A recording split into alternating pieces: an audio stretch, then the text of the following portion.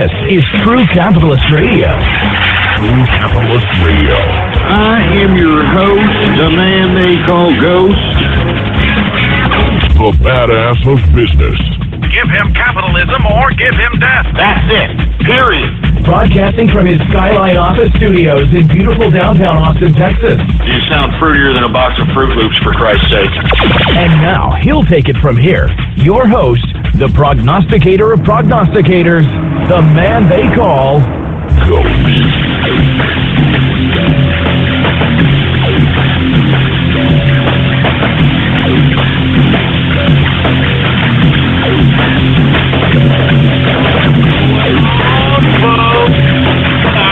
Taco Tuesday. That's right, folks, and thank you very much for tuning in with me to this Taco Tuesday edition of the True Capitalist Radio broadcast. And of course, I am your host, the man they call Ghost.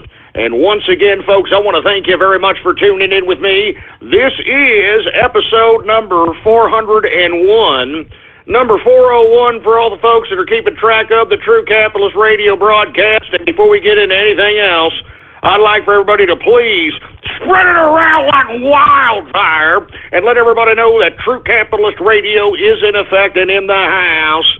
And we are live every Monday through Friday, 4 p.m. Central Standard Time, right here on the official website of the True Capitalist Radio broadcast.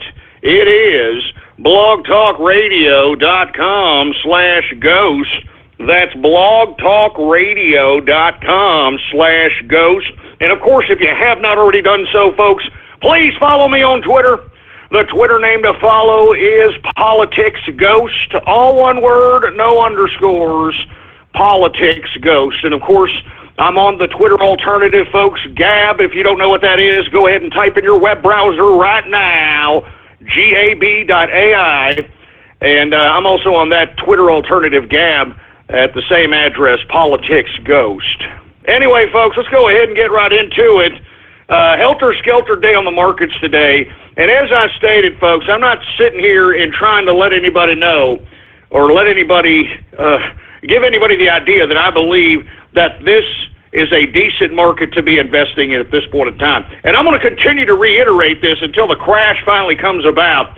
I mean, these composites, these index composites are way inflated. This is just completely ridiculous. These investors don't know what the hell they're doing. As a matter of fact, folks, I think this is a trap. I said this yesterday. Fourth quarter earnings have not even come in yet. I think they're going to be disappointing. And on top of which, the Federal Reserve raising interest rates, folks. All right, we need to take that into consideration.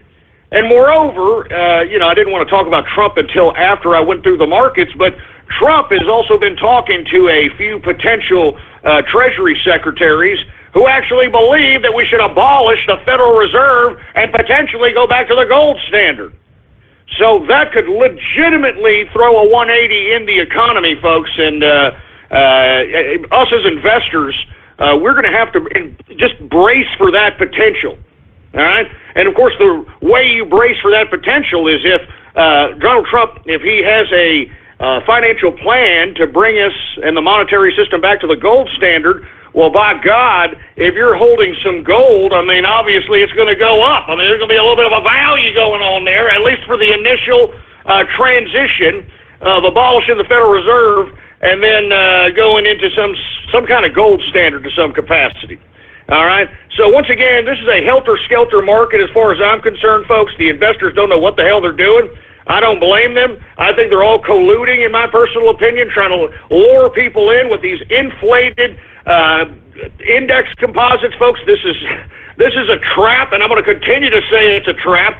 Do not invest in the stock market. If you want to do anything right now, you should try to at least accumulate as much cash as you possibly can. Accumulate as much currency as you possibly can. So when the stock market and the real estate market crash, you can stay there and wait until you see the bottom. And last time, folks, during 2008 and 2009 crash, the bottom was somewhere around the high 7,000s. 8,000 point area. All right? And that's why I'm telling you, folks, you buy low, sell high. This is how Warren Buffett has made himself billions. You just have to have enough cash on you when the crash happens. So when everybody's going out, you go in and you start gobbling up blue chip stocks. You start gobbling up dividend-based stocks. I mean, you start gobbling up stocks that you know are going to be around and profitable for the next 10 to 15 years, that have growth potential, so on and so forth. This is how you gain wealth, folks. Buy low, sell high. And I also think there's going to be plenty of opportunities in the real estate market as well. All right, I'm going to tell you, I made some great plays in the real estate market back in the crash of 2008 and 2009. I mean, great plays, and they're going to be had. All you need is the cash. You need to be sitting on enough cash or enough liquidatable assets that don't diminish in value in a potential damn crash in the stock market. I mean, that's basically it. So that's what I'm advising everybody to do at this point in time, is to try to accumulate as much cash as you possibly can so you can potentially go in when this stock market crashes out. And I think it's going to crash at any time, folks. It just needs that triggering point. And I believe it's going to be, obviously, what's going to be the slide downward is going to be the low earnings in the fourth quarter, in my opinion. And then when the Federal Reserve raises interest rates, and then you wait till after the first of the year and wait till Donald Trump's president, if Donald Trump appoints somebody as the Treasury Secretary that wants to abolish the Federal Reserve, well, that's also going to kind of flip-flop the whole goddamn economy. So we got to be prepared. All right, we got to be prepared. And as far as I'm concerned at this point in time, I wouldn't be going into stocks at this point in time. You know what I mean? All right? And look, somebody's asking me, you should say the gold standard would be disastrous. I'm not talking in favor of the gold standard right now, all right? I'm just simply stating what could potentially happen. Because inevitably, what happens in a gold standard, in my personal opinion, is that you limit the amount of dollars circulating. I mean, the amount of dollars that are going to be circulating in a given market are going to be so scarce that the value of those dollars are going to be very, very, very high. And as a result, yeah, of course, prices could potentially go low for products. But when there's not a circulation of money and a circulation of currency, new wealth opportunities tend to be scarce. They tend to be scarce because there's not as much currency basically circulating the American markets. And when you have a gold standard in which you print money based on, how much gold reserve a country has, I mean, that's a finite amount of money. And as a result, folks, because there's a lot of people who obviously save money, there's obviously people who, save money in a variety of different capacities, whether it's in savings accounts, safes, vaults, whatever. If they're going to save those notes, there's going to be less and less of those currency notes outstanding to circulate, which in turn basically decreases the opportunity for new wealth to generate. So for the person on Twitter that asked me, hey, you said you were always against the gold standard, I'm not a big fan of the gold standard. All right, and the reason is because I want to see new wealth to be generated. When you suppress the opportunity of new wealth from being generated, whether it be from a entrepreneurial startup opportunity, whether it be through creativity, whether it be through invention, whatever the case might be, when you have less dollars circulating in a market, that means the consumer doesn't have that much money.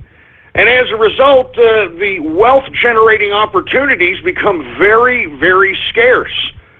And I just wanted to reiterate for the person that was on Twitter asking me, hey, Ghost, you were always against the gold standard. Well, I mean, that's a very good question. I'm not talking in favor of the gold standard.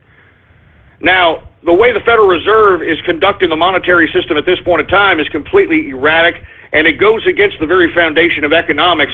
As far as I'm concerned, I think the people running the Federal Reserve are the problem, not necessarily the Federal Reserve.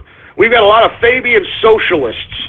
I mean, seriously, downright Fabian socialists who believe deficit spending will eventually, create this socialist utopia type of crap. and I don't want to get into the whole technicality of the idea of Fabian socialism. You have to read that for yourself. But as far as I'm concerned, I think that really what's caused the root problem with the Federal Reserve is the different variants of socialism that have been implemented by the governors and the different Federal Reserve chairs. As far as I'm concerned, what the Federal Reserve should be doing at this point in time is gradually rolling back interest rates. I mean, raising them, gradually raising interest rates. I mean, you got these idiots right now in the Federal Reserve, according to their last released minutes, they're talking about raising the damn Federal Reserve interest rate 5, if not 7 to 8, 10 points. I mean, that would completely just devastate an already, I wouldn't even call this an economy. It's I wouldn't even call it fledgling. I mean, this is a piss-poor economy. Thanks, Obama. A piss-poor economy. So what I would do is I would gradually raise interest rates in conjunction with actual growth. And you see, if you dissect what Janet Yellen says, and I'm not saying I'm an economist, but I do like reading economics and so on and so forth. She tries to cook the books on different markets, and I just never understood this about the Federal Reserve whenever they were testifying in front of Congress or trying to display that they had the monetary prowess to continue to do what they're doing. I never understood why they would analyze markets like the credit market as somewhat of an indicator on why we should raise interest rates or so on and so forth. And what I mean by that is that they believe that the credit market and the job market, all these different little sectors, cumulatively, if you cook the books on all these and bring them all together and you recalculate some figures, and then you can say, hey, look, technically we're growing at this rate, and technically since we're growing at this rate, we can potentially go ahead and raise interest rates. I'm telling you this right now, folks. I don't know what's going to happen. That's why I'm telling you, do not invest in this market. And the only reason I continue to do the markets and present it to you as a part of the show is so that you can be very well aware of what's going on around you. All right? Because let me tell you, there's a lot of people's retirements tied to this stock market, and I think you folks, you need to take notice. I think you need to cash out while you can and cash out at these high rates and figure out how to maneuver your money into more liquidatable assets so you can sit on it, and then once the stock market crashes, you can go right in and just gobble up large mounds of dividend-based stocks. You know what I'm saying? I'm serious. I'm not kidding around. Somebody just asked me that as I was saying it. Somebody just asked me that. I would suggest to people to get the hell out. You're never going to see 19,000 Dow Jones Industrial, and if you do, it's not going to be for another 10 years. And a lot of folks that are in retirement right now, I don't think they're going to have that long, if you will. So I would advise people to cash out and put, some kind of diversity in your portfolio in which you are sitting on the cash while at the same time being able to not just sit on nothing but cash. I mean, I think that's dangerous as well. You don't want to put all your eggs in one basket. Anything could happen. Remember in the crash of 2008 and 2009, it was so bad that it jeopardized the integrity of the banking system. I mean, it was so serious back then that we didn't even know if our goddamn savings and checking account were going to be there the next day. All right? So, in my personal opinion, I think that you should, and let me tell you, if you're worth over $250,000, I wouldn't go past that in any given bank, because the FDIC does secure, and the FDIC, of course, is a government insurance. It does insure the deposits of any customer of a bank up to $250,000. Okay, so and let me tell you, even at that point, I mean, who the hell knows what's going to happen? And in my opinion, I think that if you're going to choose a bank, I would go with banks, folks, that are local and that don't have so much outstanding debt.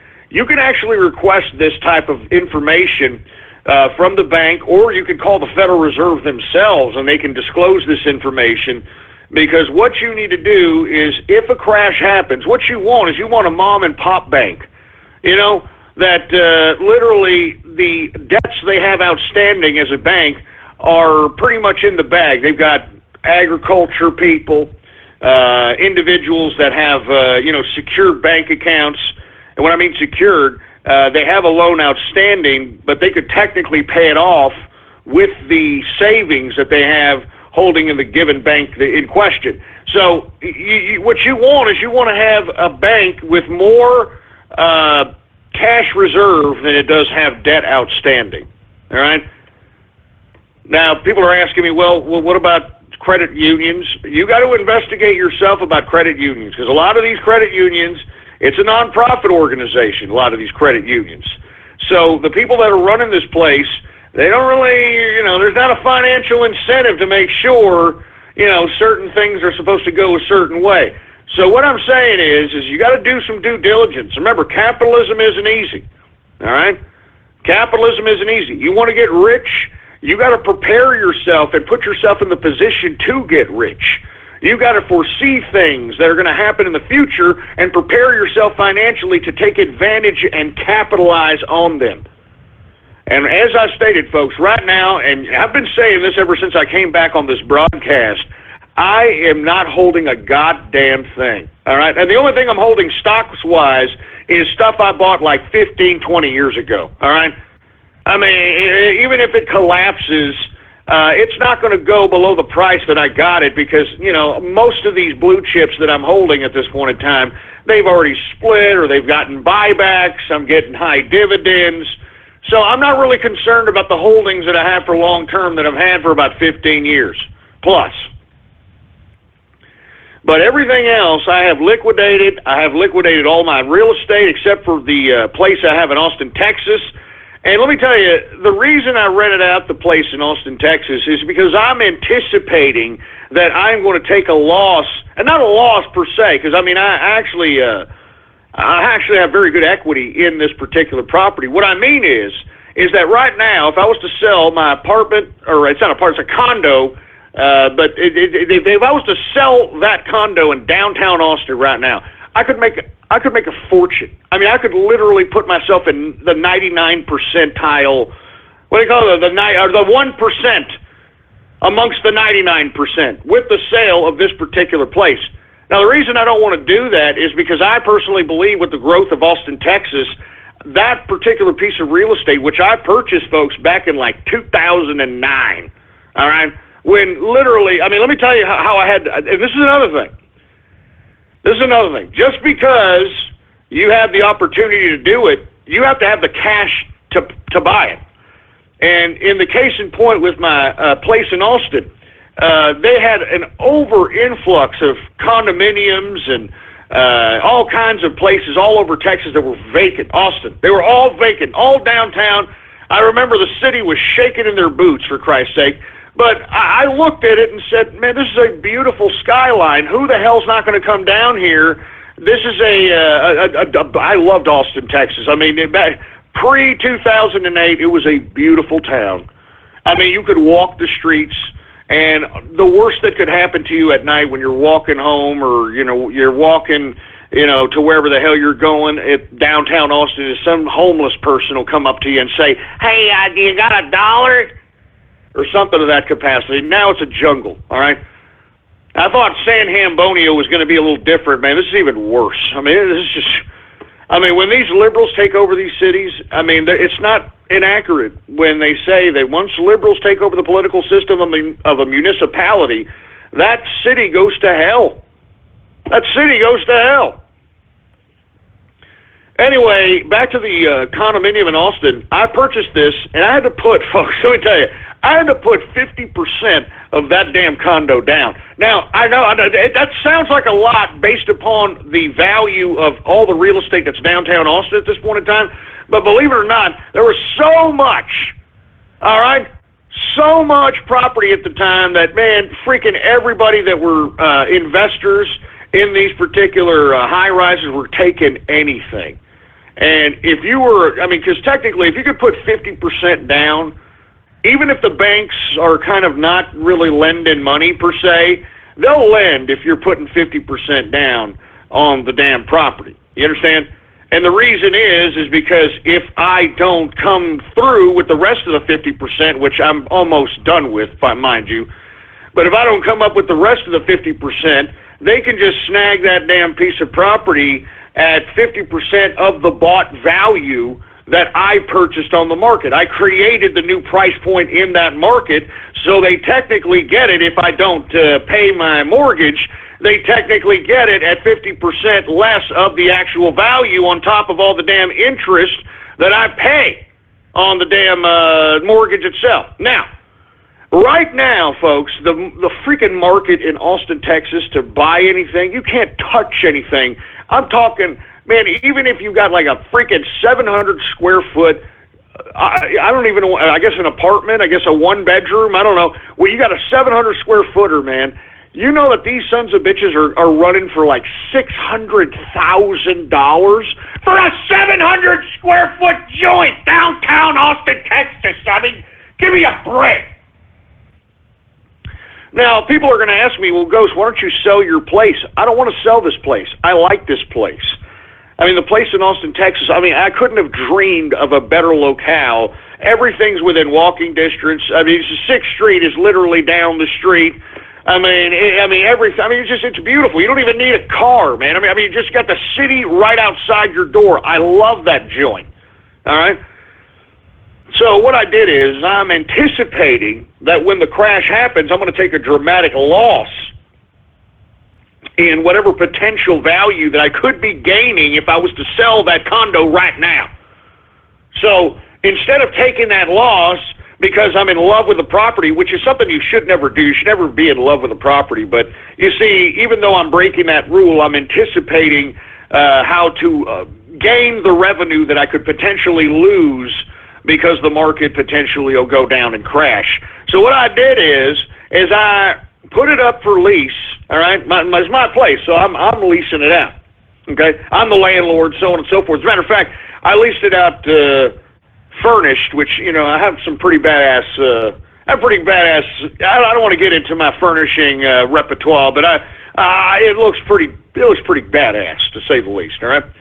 Anyway, I could not believe the amount of money people are willing to pay per month to live just in that particular area there.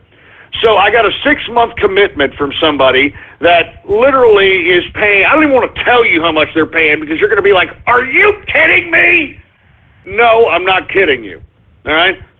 I'm not joking you, but the money that I'm getting paid from that, I'm able to not only live where I'm at temporarily out here in San Hambonia, which is actually a great neighborhood. I mean, the neighborhood that I'm living in right now, it's a great neighborhood. The place I'm staying at, it's one of the properties of a good friend of mine that's one of the big businessmen out here in this town.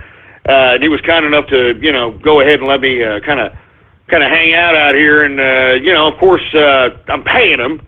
But the amount of money I'm paying him is nothing compared to what I'm getting from the person, the individual, I should say, that is staying in my place right now in Austin, Texas. You know what I'm saying? So the point I'm trying to make is that even though I'm in you know, kind of infatuated with that particular dwelling out there, I am making money now to anticipate any potential losses that will incur when the real estate market crashes. If I would have sold it now. Because if I would have sold it now, I'd be making lots of money. But I'm making lots of money now because I'm leasing it out, and then when I go back there, you know, I could either lease it out again, or I could stay there. I can do whatever I want, man. I got money in my pocket, for heaven's sake. Anyway, I didn't mean to get off on that tirade, folks. I'm just trying to let people know this is how you capitalize, baby. This is how you do this. All right.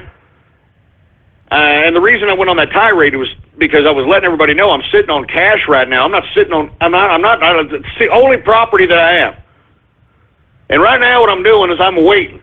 I'm sitting back and I'm waiting. I'm waiting for the damn crash of the stock market, waiting to crash on the real estate market. And guess what? I'm going to do it again. Yeah, come on. Let's do it again. That's what you do. And that's how you keep getting more wealthy. That's how you sustain your wealth. That's how you sustain your life. And that's why I'm trying to do this broadcast, to be honest with you folks, is I want you to do the same thing. I want you to carve out your life. I want you to understand that you do have the power to legitimately take yourself out of whatever pathetic situation that you're finding yourself in right now. You do. That's why I'm telling you the things that I'm telling you here. I mean, I'm shooting pearls here. I'm shooting pearls, and I just wish that some of you folks, and I know some of you are, I know there's a lot of folks in the inner circle, many folks in the inner circle that, gave me some great stories in their emails in which yours truly, and let me tell you, I am touched, inspired them to go out and become capitalists. I mean, they utilize some of the methodologies that I explained on this broadcast many times to go out and make themselves something. They were actually listening during the first broadcast of True Capitalist Radio, invested in the Dow Jones Industrials, and are living lavish as we speak. So I appreciate that. But I'm telling you this right now, I am telling you how to make yourself something else other than what you believe you are right now. And the only way you can do that is through capitalism and being a capitalist and thinking like a capitalist. And every day I try to give people ideas. I try to spark people's synapses in their brains to help them figure out that everywhere they look, they have to think about capitalism. Because as I stated, folks, there's many ways to make money. I mean, of course, the stock market, the reason that I cover it so much is because there's so much things tied to it. You understand? There's so much things tied to it. There's retirements tied to it. There's companies tied to it.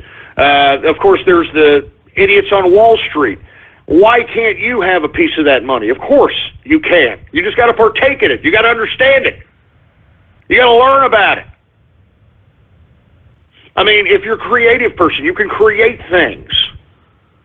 You can create things and sell them. Find a market. And how do you find a market? You just got to put it out there and say, hey, look at this. I got this for sale out here. And especially today, in this day and age, with social media and how we're all connected, I mean, you know how easy it is to create a product or create some kind of an item to sell out here to the world market, for Christ's sake. It's unbelievable. Moreover, innovation. Innovation. If you're somebody who has ideas, and how do you innovate? The problem with innovation today is that we've lost our creativity in innovation. A lot of people are just innovating things because, hey, that sounds like a good idea. Hey, if it sounds like a good idea to you, then it may not be a good idea to the world, okay?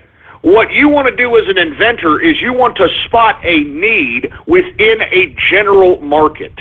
Now, folks, you need to understand what markets are. There are macro markets and micro markets. Macro markets would consist of the United States market as a whole, or a state, like I live in the state of Texas. That's a macro market. A micro market is when you start getting into, you could consider a municipal economy a macro market depending on how you are delivering the context of economics. But what you want to do is hit the potential micro markets, the segmented markets, the niche markets, in which those folks are looking for something. And you got to look at the numbers on how many people are in these given markets. And what I mean by that, you got to think, there's people in the comic book market that like comic books. There's people in the, Jesus Christ, look at these freaking anime My Little Pony people that listen to me, for Christ's sake. That's a market, all right? There's a soccer mom market, all right? There is a young gamer male market. I mean, you could just go on and on. I mean, there's a homemaker mother market. There is a baby boomer old age market. I mean, you just name the markets, and once you name a market, you need to find a need that has not been sufficed within that market. There's something, some products, some innovation that could be developed that could make these people's lives easier and convince them to come out the pocket, take money out, and give it to you, so that you can give them your innovation. That's what you should be focused on if you are an inventor. All right?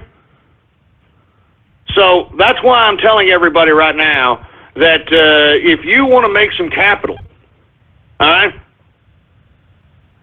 If you want to make some capital, these are the kinds of things that you need to be thinking about as a capitalist. Because, and I'm going to say this one more time, one more again, I say this all the time, the people in the world that are walking around, you go to the mall, you go to any of these outdoor shopping centers, people are walking around out there with money in their pocket. And if they don't have money in their pocket, they got a nice credit card that is as good as money if you can transact that transaction. All you've got to do is convince that person to give you that money voluntarily. That's it. That's all it is. I mean, give me a freaking break. And once you approach capitalism in that simple regard, in that simplistic manner, that everybody out there walking around has got money in their pocket, all you've got to do is convince them, sell them to take out money and say, here you go. I think, here, here's my money, take it. So anyway, folks, sorry I went go off on that diatribe there. Let me get to the markets. My apologies. As a matter of fact, let me go ahead and drink a beer. I think maybe that's the problem. I haven't been drinking beer as of late. Let's go ahead and get some more beer, for Christ's sake. Oh yeah, let me tell you, I got some crap that somebody brought over for Thanksgiving. And let me tell you, there's a lot of beer left over for Thanksgiving. But somebody brought over some goddamn beer that's like 8.5% or some kind of crap like that. I don't even want to say the name of it because it kind of looks generic, but I mean 8.5%. Jesus, it sounds like syrup going in there. But apparently it's a lager. It's a lager, and I can't believe that this is 8.5% by volume. This is a serious beer here. I mean, this is basically like taking a Boilermaker, for heaven's sake. So I'm not going to chug this. I'm going to take it easy on this one. I don't want to get too intoxicated and act like a complete and utter jackass on this broadcast, all right? But anyway, let me continue going here. We've got Dow Jones, okay? Now, let me tell you, I don't know where this plus side on these markets are coming from. I have no idea. But don't fall for the trap, folks. Remember, stack your chips right now. Stack your chips, and then once the market crashes, flip your chips. It's as simple as that. Anyway, the Dow Jones Industrials is up today, 23.70 points on the day, a percentage increase of 0.12% increase on the day, closing out the Dow Jones Industrials at 19,121.60 points for the Dow Jones Industrial. I mean, are you joking? 19,121.60, folks. I mean, come on, man. What is fueling this? I'm telling you, folks, it's these idiots on Wall Street, these fund managers, these retirement fund managers, these hedge fund managers, these mutual fund managers. They're the ones that are hyping this goddamn stock market. Don't believe the hype. It's a trap. It's a trap. Anyway, let me continue going here. All right? Jesus Christ. Anyway, let me continue. Oh, people want me to say the name. I'm a little embarrassed because I've never heard of this goddamn thing, and it's called Steel Reserve. I mean, I know. Steel Reserve, but man, let me tell you, I've already had a couple of these. I mean, this will knock you on your boo-boo. I mean, they only sell these in a 4-pack. Because I think in Texas you can't sell something over like 8% or something without it being a 4-pack or some crap like that, man. So it's some serious business, man. I mean, it's a lager, man. It's not like some dark ass Guinness crap or one of these syrupy ass beers. I mean, it's a lager. I'm looking at it right now. It's dark, but it's still a lager. I mean, I could see through it. It's got kind of it's got kind of a piss yellow kind of a. Anyway, I don't know what, but I've tried it before. It's not bad, You just got to watch yourself. It's like having a damn Boilermaker, all right? Anyway, let's see. What else do we have here? We got the S&P 500. It is up today, 2.94 points, a percentage increase of 0.13%, closing out the S&P at 2,204.66 points for the S&P 500. We got the NASDAQ. It is up also today. It is up 11.11 points, a percentage increase of 0.21%, closing out the NASDAQ at 5,379.92 points for the NASDAQ composite. Now, let's get to commodities, folks, and let me tell you, why do you think I sold off all my ETFs and all my holdings in oil? Even though, folks, I was telling people back in March, back in April, back when barrels of oil were about $30, $31, $32, $33 a barrel, for Christ's sake, I was telling people that, hey, look, I'm bullish on oil at least up until the summer, going into the fall is what I said. All right? Going into the fall. Well, now the fall's coming around, folks. And let me tell you, I don't know what the hell OPEC's problem is. I don't know what it is. They can't get it together, all right?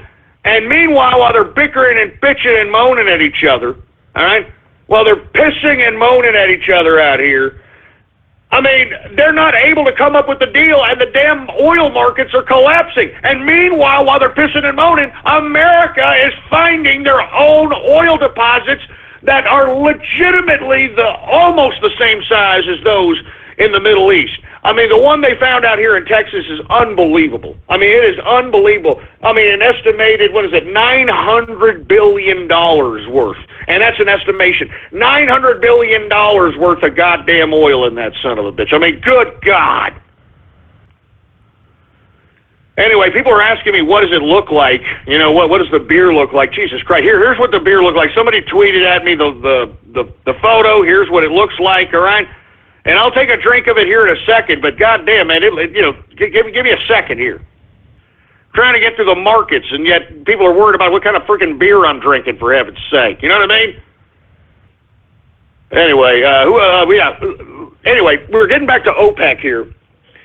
The reason that we're seeing these decreases, and there are massive decreases in the energy market, folks, is because these idiots can't come up with a deal. And what did I tell you? You know who the people that aren't being able to come up with a deal? It's Iran, it's Russia, I mean, Saudi Arabia is now pissed off. And meanwhile, you've got Venezuela, I mean, starving to death. They're waiting for OPEC to come up with some kind of a deal, because what these socialist central planners out there in Venezuela were anticipating, that damn barrels of oil would never go under $60 a barrel. You know, I'm serious. I mean, they anticipated that, and because barrels of oil went down as low as $29 a barrel last year, for Christ's sake, I mean, these idiots have been starving to death, literally, and it's Maduro's fault. It's the socialist government of damn Venezuela's fault, for Christ's sake. Anyway, that's why I've sold off my holdings, man. I have no idea what the hell, you know what I mean? I have no idea what the hell that is, all right? I have no idea. What I mean, what the hell that is, I don't know what the hell goddamn OPEC is doing. I think their turbines are on too goddamn hard on their head. I don't know what's going on. But meanwhile, we are becoming energy independent out here in America, and I cannot wait. All right? I cannot wait to become energy independent once Donald Trump is now sworn in as president. Because let me tell you, I want to see cheaper electric bills. I want to see cheaper gasoline prices. I mean, that'll put more money in the consumer's pocket, baby, on top of putting them back to work. You understand that? I mean, Donald Trump understands these factors. All right, he employs people. He knows what he's doing, for Christ's sake. I can't wait. Because that's what I want to see. I want to see more money in people's pockets. And when people have money in their pockets, they want to go spend on themselves. And when they spend on themselves, by definition, because they go work, and however they work and they get paid for it, even if they blow their money on themselves, drinking and clothing or whatever, they're helping by default. And that's the beautiful part about capitalism, folks, that capitalism It is the only model of economics that allows the individual, any individual, to pursue their own individual interests while by default helping the collective. Yeah, because if they are doing a job and getting paid for it, they're helping the collective. If they're taking their pay and going out and burning it or blowing it or spending it somewhere, they're helping by default. They're providing jobs on multi-fronts. I mean, if they are blowing their money on alcohol and they go to a bar, well, they're supplying money to the bar owner, and they're supplying money to the bartender. They're supplying money to whoever manufactures the beer. They're supplying money to whoever manufactures the beer glass. They're supplying money to whoever installed the beer tap system. They're putting money into the people that install the refrigerators to refrigerate the beer. Do you understand? That's how capitalism works, man. That's how capitalism works, folks. All right? The individual pursues their own individual interests and by default helps the collective. All right? Unbelievable. Anyway, let's get to the oil index, and then that's about it. I don't want to, and the metals, and I mean, we're going through some times right now, folks, that are a little more important than going through the whole commodity sector, for Christ's sake, as far as I'm concerned. So we'll get to that here in the next few days, but man, right now, I want to get to energy. Take a look at these decreases today in energy. I mean, good God! We've got WTI sweet crude down today, $1.85, a percentage decrease of, get this, 3.93% decrease on the day. I mean, good God! Oh, my God. I mean, just imagine if you bought into the hype yesterday and bought into an ETF because these OPEC idiots, remember I said that yesterday during the show, that these OPEC idiots are just, putting out BS freaking press releases that, oh yes, we are going to get the deal here very soon. Yeah, right. Man, if you would have bought in yesterday in some ETF, you'd be down almost 4% of your damn money today. One day to the next, down 4% of your damn money. Jesus Christ. So anyway, what do we got here? We got WTI closing out today at $45.23 per barrel of WTI sweet crude. We've got Brent crude also down today, folks, $1.80, a percentage decrease of, get this, 3.73% decrease on the day, closing out Brent crude at $46.44 per barrel of Brent crude oil. Gasoline also down today, folks, 2.52% decrease for gasoline. Natural gas, I don't know what the hell's going on. It's up modestly again today. Yesterday it was up over 4%. Today it is up 2.24% increase on the day. And heating oil, folks, is going down today. I don't know. I guess this cold front isn't as cold as anticipated because I'm not, feeling any cold weather down here in San Antonio. I can tell you that. Anyway, heating oil is down today, 3.23% decrease on the day. Jesus Christ. Let's get to the metals, shall we? The metals! Let's get to the goddamn metals! Anyway, folks, once again, helter-skelter markets. Gold is down today, $3.80, a percentage decrease of 0.32%, closing out gold at $1,190 even per troy ounce of gold. I mean, man, let me tell you, I'm very attracted to those prices right now. Like I said, if I was people, I would be, maybe accumulating some gold assets, whether it be some jewelry, get yourself a safe, or, if you want to, buy gold ETFs, there are plays to be made. In my personal opinion, gold is the safe haven no matter what happens in the upcoming uncertainty of what direction the American economy is going into. So gold is always a safe haven.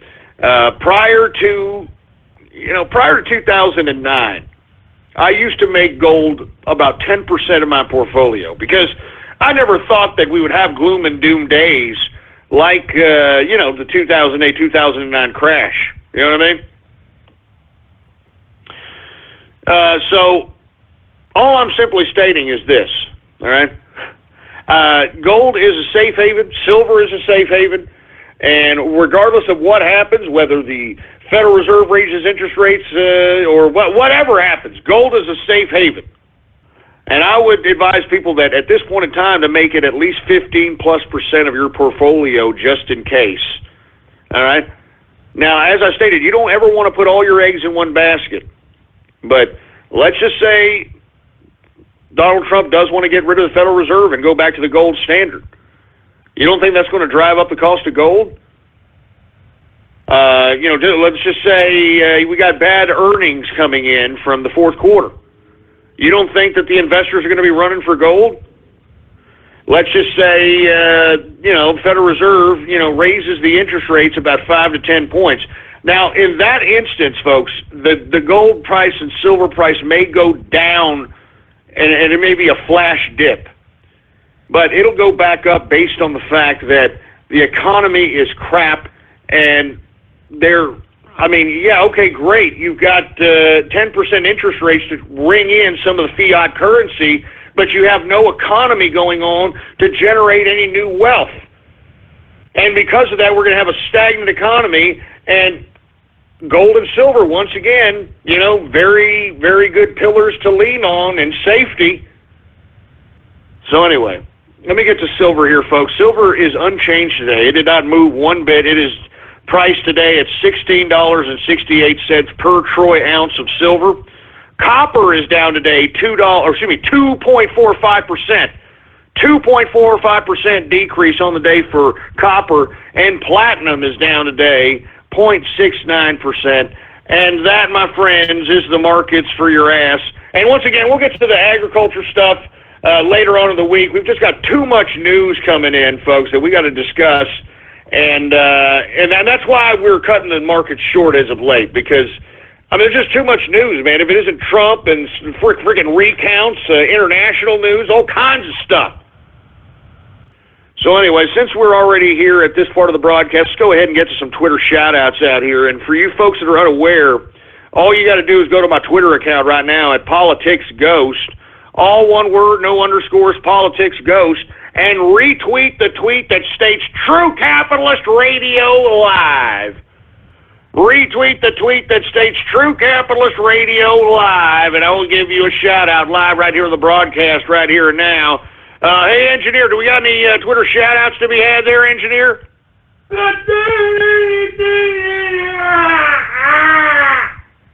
All right, well, let's go ahead and get some Twitter shout-outs right now.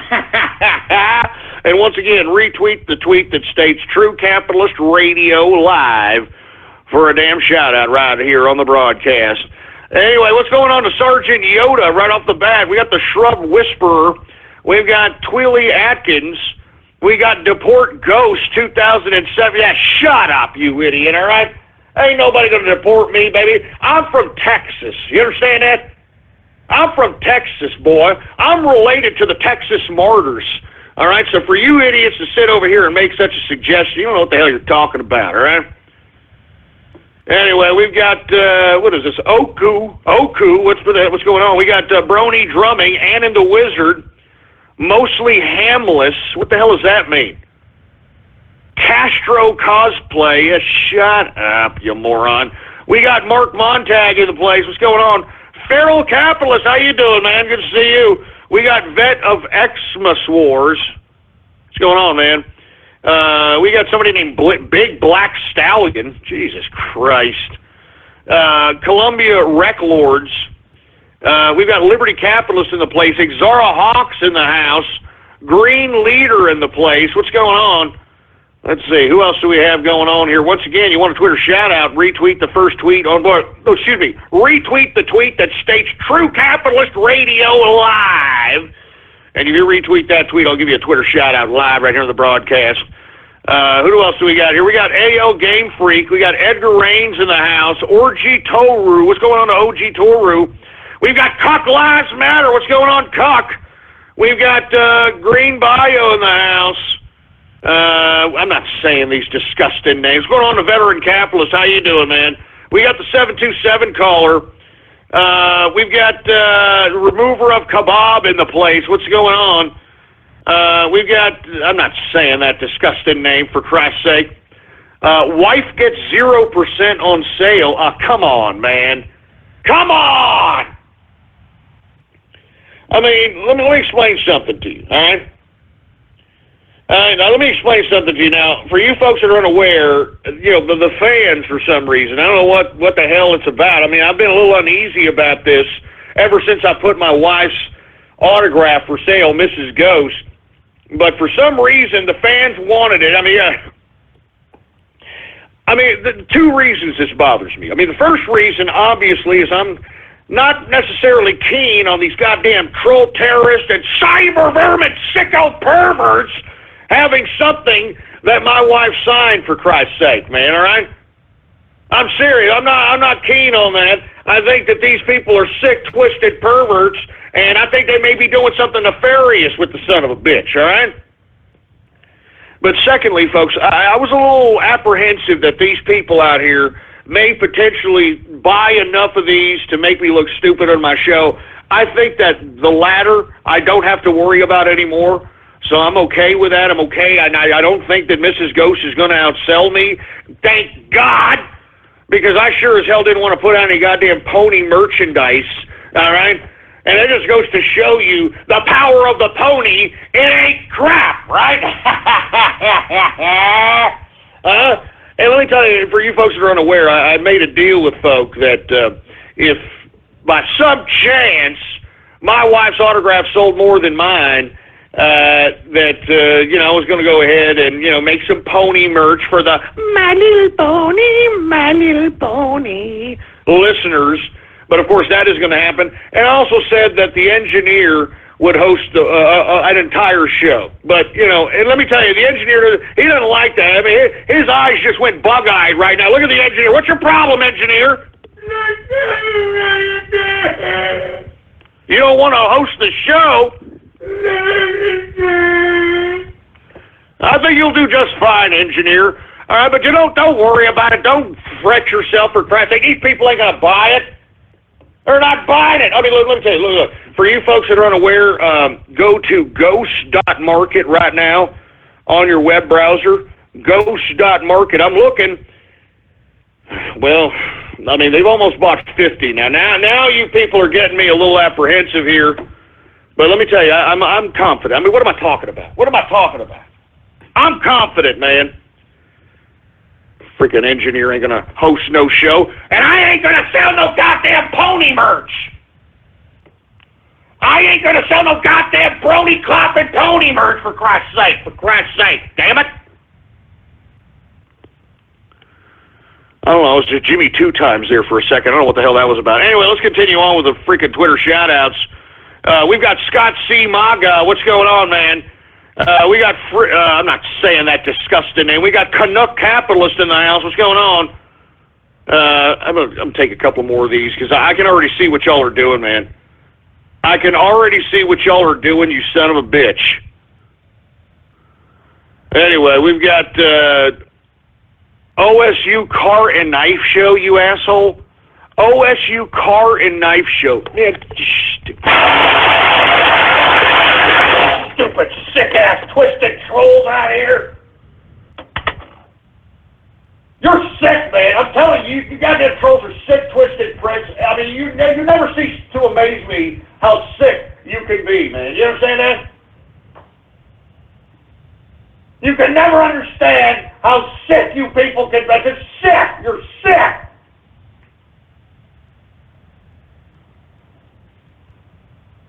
You're sick, man. Give me the freaking mic. Give me the... You people are sick, man. Anyway, I'm taking a couple of more of these. I don't know what the hell your people's problems are, for Christ's sake. We got TC Capitalist, man. What's going on to you? How you doing? We got the Brony Network. Yeah, Brony Network. What's going on? The Brony Network's a nice guy. The Bronies, though, are pieces of garbage, man. Mrs. Ghost, best host. No, let's not go there. We've got the Neon Knight. We've got Trump and Capitalist in the house. How you doing? Recount Ghost's autograph. What are you talking about, Recount Ghost's autograph? What are you talking about? I already told you. I'm telling you, man. And let me tell you, I actually have people buy my wife's autograph like 5, 6 at a time. I'm serious. I mean, you people 5 or 6. I mean, seriously, man. I should put something in there. I don't know. I should throw some. I should throw something else in there. Because why in the hell would you all do that? I don't know. Anyway, let me continue going here, folks. We've got. I'm not saying these names, man. Look at this.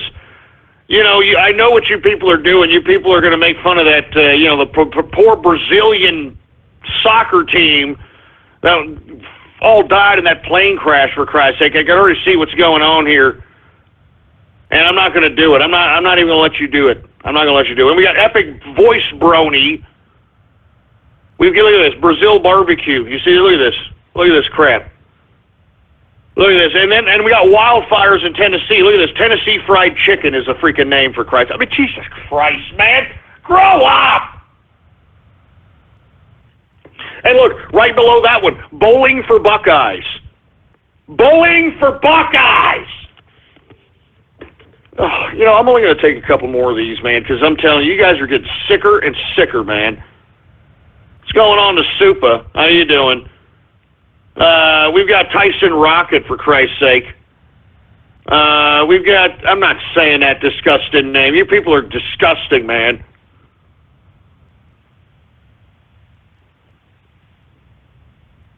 Wait, is that a real name? Plain Scores Goal. Oh, shit. Man, that's just freaking sick. That's just sick, man. Jesus Christ, man. You're sick. You're sick.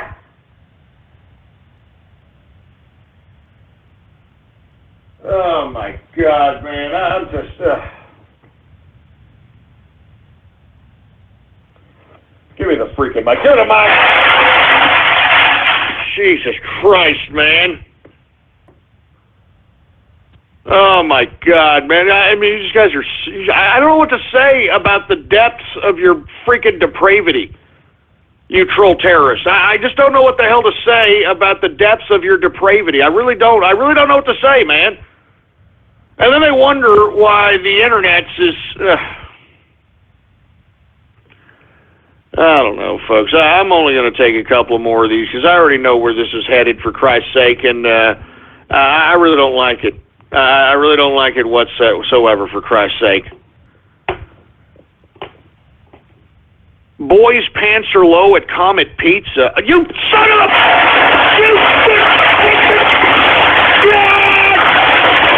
You're sick! You're sick! All of you are sick! You're sick in the head! Oh, God! Oh, my God! Oh, yeah. I don't know if I can keep doing this, folks. I'm going to be honest. I don't know if I can keep doing this garbage, man. I don't know if I can keep doing this garbage, man. I mean, good God! Oh, man. Oh. Give me the mic, man. Give me the mic. I mean, folks, I'm telling you, look, the only reason I give Twitter shout-outs is it's an attempt at trying to give some interactivity to the folks that are listening to the broadcast. And every time I try to do that, this is the kind of crap I get, man. This is the kind of sick, twisted, demented crap that I get. And I don't know how to react to this anymore, man. I'm serious. I do not know how to react to this anymore. It's getting sick, man. This is getting disgustingly sick, and I can't take it. I gotta calm down, folks. I'm sorry, man. I gotta.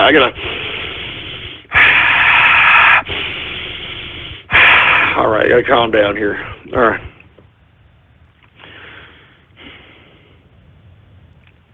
Anyway, folks, we are now in the second hour of the True Capitalist Radio broadcast. And, of course, I'm your host, the man they call Ghost, yada, yada, yada. I mean, you people are sick, man. I mean, how am I supposed to conjure up any kind of motivation or ambition to continue the show if this is the kind of garbage that's listening to me? I mean, seriously. How? How am I supposed to conjure up ambition or any kind of motivation to come up here if this is the kind of garbage that's listening to me? I don't know, man. I'm gonna do a couple more Twitter shout-outs, and then I'm gonna move on with the broadcast. I'm gonna try to move on with the broadcast, folks. I mean, this is a Taco Tuesday edition here. And I'm telling you, you're already tainting this Taco Tuesday, you sons of bitches. I already can tell you that right now. Anyway, we got Distilling Capitalist. What's going on, man? How you doing? Good to see you capitalizing, baby. We got the Jizzmaster 3000, for Christ's sake. We've got Gabe the 13th. We've got, I'm not saying that disgusting name, for Christ's sake. Will you stop it? I'm warning you. I'm warning all of you. Stop it now. We've got Dorito Burrito, Dimitri Hainsworth, big top capitalist in the house. We've got the MySpace Mexican. We've got Grendel in the place. What's going on? We got Stay Off My Turf, Comfy Man in the house. How you doing? We got Baxter Chan in the place. What's going on, man?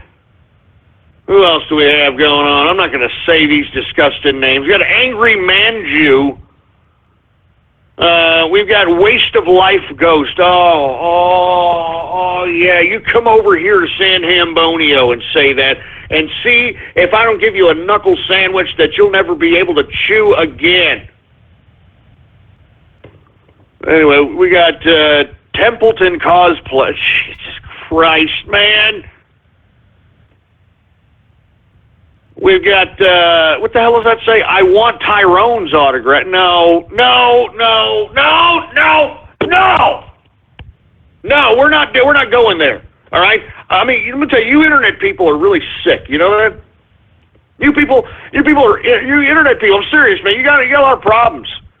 You people on the internet have a lot of problems. Yeah, you know what? I'm not doing any more of this. Get this crap out. I'm not doing any more Twitter shout-out, for Christ's sake. You understand that? You people got a lot of problems. You got a lot of freaking problems out there on the internets, man. As a matter of fact, I don't even want to freaking do this broadcast anymore because of you sick, twisted pricks that are out here trying to make me look stupid on my own show. And look, folks, for you people that are just tuning in, and let me tell you, we've been getting a lot of new listeners as of late, and I want to thank you all for tuning in with me. I mean, this is actually a very serious show. We just have troll terrorists and cyber vermin, trolling me when it comes to Twitter shout-outs and radio graffiti because I am on the internet. I have an internet broadcast, for Christ's sake, man. So, I'm just saying, man. I'm just saying. Anyway, where am I at, engineer, for Christ's sake? Oh, that's right. Let's go ahead and talk a little bit about Donald Trump here. Because I know there's a lot of people that are probably critical about a lot of the people that he's meeting. I know there's a lot of people out here that are critical of him meeting certain folks and thinking that he could be selling out or whatever the case might be. Let me remind you folks, okay, that this system of government is that. It's a system. And in that system, you have to have people that understand the complexities and the nuances of that bureaucratic system. And moreover, you have to be able to choose people that have the influence within that system to win the respect of everybody in that bureaucracy so that they can oblige whatever policies that Mr. Donald Trump, President Donald Trump, wants to implement. You can't just throw somebody that has no experience, with all due respect, folks, with any kind of bureaucratic systems into a bureaucratic scenario.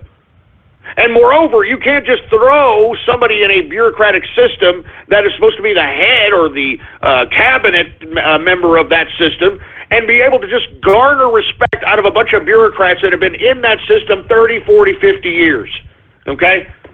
So what Trump is doing, he is meeting with a wide range of different people in that he wants whoever he has interviewed to do his will, but at the same time have enough influence within that bureaucratic system to be able to make sure that damn will of Donald Trump goes to fruition.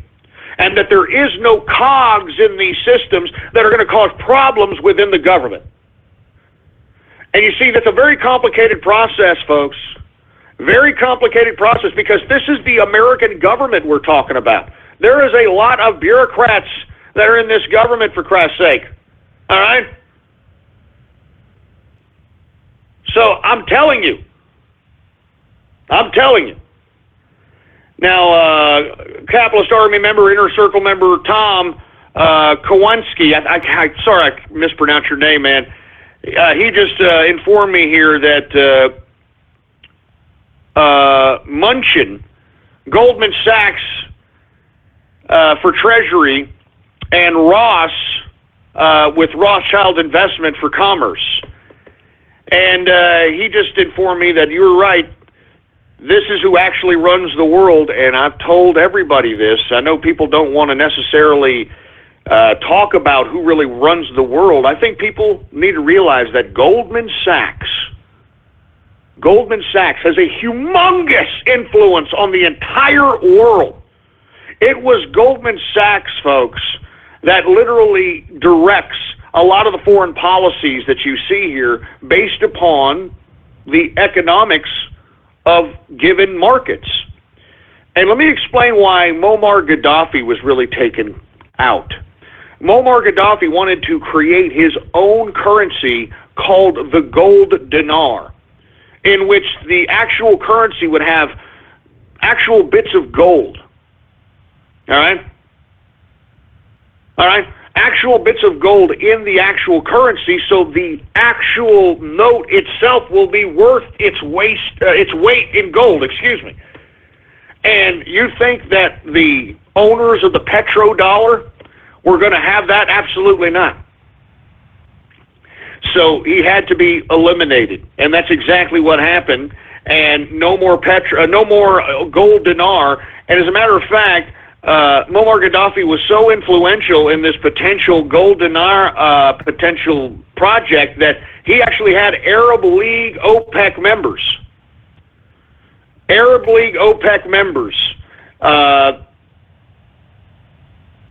Basically dedicating themselves to this project. I mean, they were willing to trade in Libyan gold dinars as opposed to American petrodollars. And that could have thrown the American economy down a rabbit hole of poverty. So he had to be eliminated.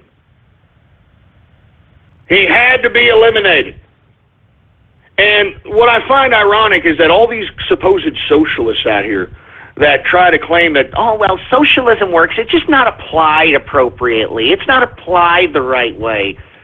You know, folks, the only system of socialism that seemed as if it was, I wouldn't say working, but it was a better idea than any other socialist system that has ever been created, it was Muammar Gaddafi's system. You understand that? It was Muammar Gaddafi's system, for heaven's sake, man. He had free health care. Everybody was housed. Everybody was clothed out there.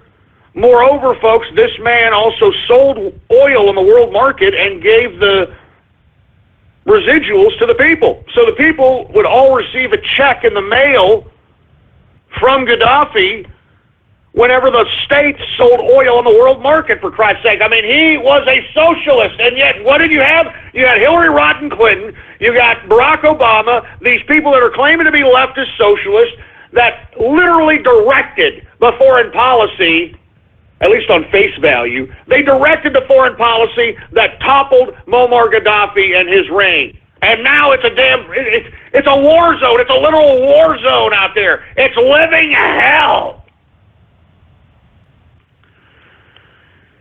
Anyway, folks, let me get back to my reasoning in which everybody is making a lot about potentially nothing, about Donald Trump having to nominate certain people, having to interview certain people. You have to remember, I've always stated that a revolution starts from the top down. Even though you've seen communist revolutions start from the bottom up, haven't you noticed anything from the bottom up that starts? It always comes back to totalitarianism. It always comes back to a stagnation of humanity and civilization. But when you have what we have currently, and what we have currently is a quasi-capitalist, communist, socialist system at this point in time. I mean, it's a battle. Right now, what we're witnessing in America, it's a battle between capitalism, socialism, and communism. Why do you think Barack Obama, when he went down to Argentina, all right, when he went down to Argentina, why do you think that he said to those students out there, well, you know, all these people out here that are saying this, communism, this, socialism, that, what you need to do is just take what's good out of each and every one of them and combine them together. I mean, he actually said this to these kids in Argentina, for Christ's sake. And you know what, folks? That doesn't work. You cannot put all them together, because the only recipe for putting all the, quote, good parts of communism, socialism, and capitalism together is globalism. And globalism, folks, is what we are seeing transpired right before our very eyes that the mainstream media is trying to say is an absolute conspiracy, when it's happening right before us with the EU, with the UN, with the International Monetary Fund, with the World Bank, with all these international bureaucratic institutions, folks, with these trade deals, TPP, NAFTA, so on and so forth, all right? And you have to understand, folks, what Trump is trying to do is he's trying to reestablish a political philosophy within the elites. And look, there are a lot of rogue elites, folks, believe it or not. Not everybody falls in line with what's going on at this current moment. All right, but, you know, they have to be secure in the fact that whoever causes a revolution or a coup is going to be successful in that coup. And at this point in time, there's a lot of people that are literally understanding that Donald Trump has been successful, and they are genuinely offering their particular services to this revolution. And in that, this revolution is going to redefine how the system of America is going to conduct itself. And we, for one, have refused to be, I don't know, I guess put down to size by the international community. We believe in American exceptionalism. If it wasn't for America, this whole goddamn world, we'd be still living in monarch feudalism. All right, if it wasn't for America, we wouldn't see the kinds of developments in technology that we have seen up to this point. All right? I mean, I'm not joking around. We wouldn't have seen the Industrial Revolution. There's a lot of things America has done that has literally innovated the world. And now you've got these globalists trying to utilize globalism, trying to strip down America to the point where they're trying to put us into the same playing field as everybody else in the world. And the reason is because they want to take control of each and every one of us on this globe. And that's not what it's about. I refuse to sit here and bow down to globalism. Now, folks, you heard Donald Trump in his speeches. Americanism, not globalism, will be our credo. So I'm taking the man for his word, regardless of who he has in his cabinet. What I'm saying is that this man is a businessman. He knows people. He knows how to make deals. All right, he knows how to compromise to make sure that he gets what he wants, and not only gets what he wants, to make himself look good in the same token, all right? I mean, this is not one of these people. Donald Trump is not an Obama, where he'll sit here and promise you this and promise you that, and sit here and say yes, we can, and hope and change and all this crap, and then literally lie. Literally lie, for Christ's sake, man. I mean, I have never seen an unadulterated liar that could say it with a straight face and not really give two rat's asses like Barack Obama. I mean, seriously, man. I mean, this guy is a psychopathic liar. I mean, he literally didn't do a goddamn thing that he said he was going to do, and he literally threw black people back politically, socially, and economically a good 70 years. All right? I mean, he's brought in a bunch of wild Jehudis into the country that are now, what did I tell you, folks? What did I tell you was going to happen with these wild Jehudis coming in here? They're going to start committing terrorist acts. They're going to start taking over neighborhoods. They're going to want to start taking communities over and implementing their Sharia law. Why did I know this was going to happen? Because it's being done right now. It's been done in freaking Europe. The European Union has done this to their own people. So anyway, as I stated, everybody's a little apprehensive about Donald Trump.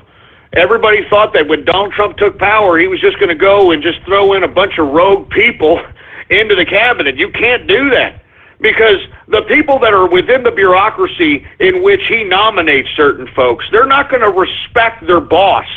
And if they don't respect their boss, then the people in the bureaucracy are going to do whatever it takes to make sure the bureaucracy doesn't work. Because that's one thing bureaucrats are good at doing. They're good at making it seem as if, well, I don't know, we're trying everything and it just doesn't seem to work. We may need more funding. We may need more people. We may need more perks. We may need to go to Hawaii and have ourselves a meeting and literally talk about this stuff. So that's why I'm saying, man, all right? I trust Trump, and let me tell you, come January 20th and 2017, if he doesn't come through with the things that he did and he said, then I will be the first one out here criticizing Donald Trump. But and let me tell you, I'm not going to tell you how deep I am with the campaign or now the Trump administration, but I can assure you that Donald Trump understands what's going on here. He understands what's at stake. He understands that he is living history. I mean, he understands that even if he just does half of what he said he's going to do, he is going to change the country, and he is going to make America great again. We are going to produce again. We're going to have jobs again. We're not going to have any more entitlements. We're going to have cut bureaucrats. We're going to cut the fat. I mean, it's going to be great, man. It's going to be great. So I trust Donald Trump. I trust him. And look, people are saying, never Romney, never Romney, never Romney. Look, I hate Mitt Romney, okay? I don't like Mitt Romney one bit, okay? But how do you know what him and Donald Trump are talking about? I mean, do you remember when Donald Trump said in a debate, when asked, that Mitt Romney came out and called him a con man and this and that Donald Trump said, "Are you kidding me? I mean, this guy was begging for my endorsement, for Christ's sake. I mean, if I would have told him, Mitt, drop to your knees, he would have dropped to his knees." Do you remember that? Do you remember that? And he's absolutely right. I mean, just look at Mitt Romney now groveling, all right? Groveling, for Christ's sake. Now, why would he want Romney as Secretary of State, folks? Well, aside from Mitt Romney aside from his politics and him being establishment, because look, I'm going to be honest with you, Romney was never a part of the Republican establishment. He tried and tried and tried to be a part of it. He was never a part of it, for Christ's sake. He never was. I mean, literally, he tried to run in 2008 and couldn't get the nomination from a dumbass, idiot, liberal John McCain. Ran in 2012, and literally, in my personal opinion, I didn't think that half the Republican Party respected the son of a bitch. But now that Donald Trump came about, he thought that he could potentially get the freaking establishment to finally say, you know what, Romney, go ahead and run, man. Go ahead and run against him. And nobody asked him to do so. All right? Nobody asked him to do so. So instead what he did was he came out, he bashed Donald Trump, hoping that whoever was going to beat Donald Trump in the primary would give Mitt Romney some cabinet position or a vice presidential candidacy. And that didn't happen, all right? I'm serious. I'm not joking around. So now, what is Romney to do now at this point in time? I mean, you have to take a look. Romney invested a lot of his own money in his own campaigns, both in 2008 and 2012. Now, what did Romney do prior to coming into politics? This man was freaking Gordon Gekko. Do you understand me? This guy was you're talking about a psychopathic businessman. Why do you think this guy's so devout Mormon? Because he's trying to justify all the just unscrupulous ways that he made hundreds of millions of dollars. This is the man that coined the phrase creative destruction in relations to getting millions of dollars out of filing bankruptcy and destroying a company. I mean, if you take a look at a lot of his companies, I mean, he would get in them and literally just strip the hell out of them of all their assets, put it in his company, Bain Capital's pocket, for Christ's sake, which in turn will go into his pocket, and literally left freaking people out of work. I mean, left people without jobs, for Christ's sake. I mean, this guy was a shrewd businessman, to say the least. Now, why in the hell would Donald Trump put a Mitt Romney in as Secretary of State? Because first and foremost, he's got Romney by the balls at this point in time because, you know, he's sold out to the Republican establishment. Now Romney's coming up to him and saying, okay, Mr. Trump, I'll meet you wherever you want me to meet you. You want me to have a second meeting with you, sir? I will do that.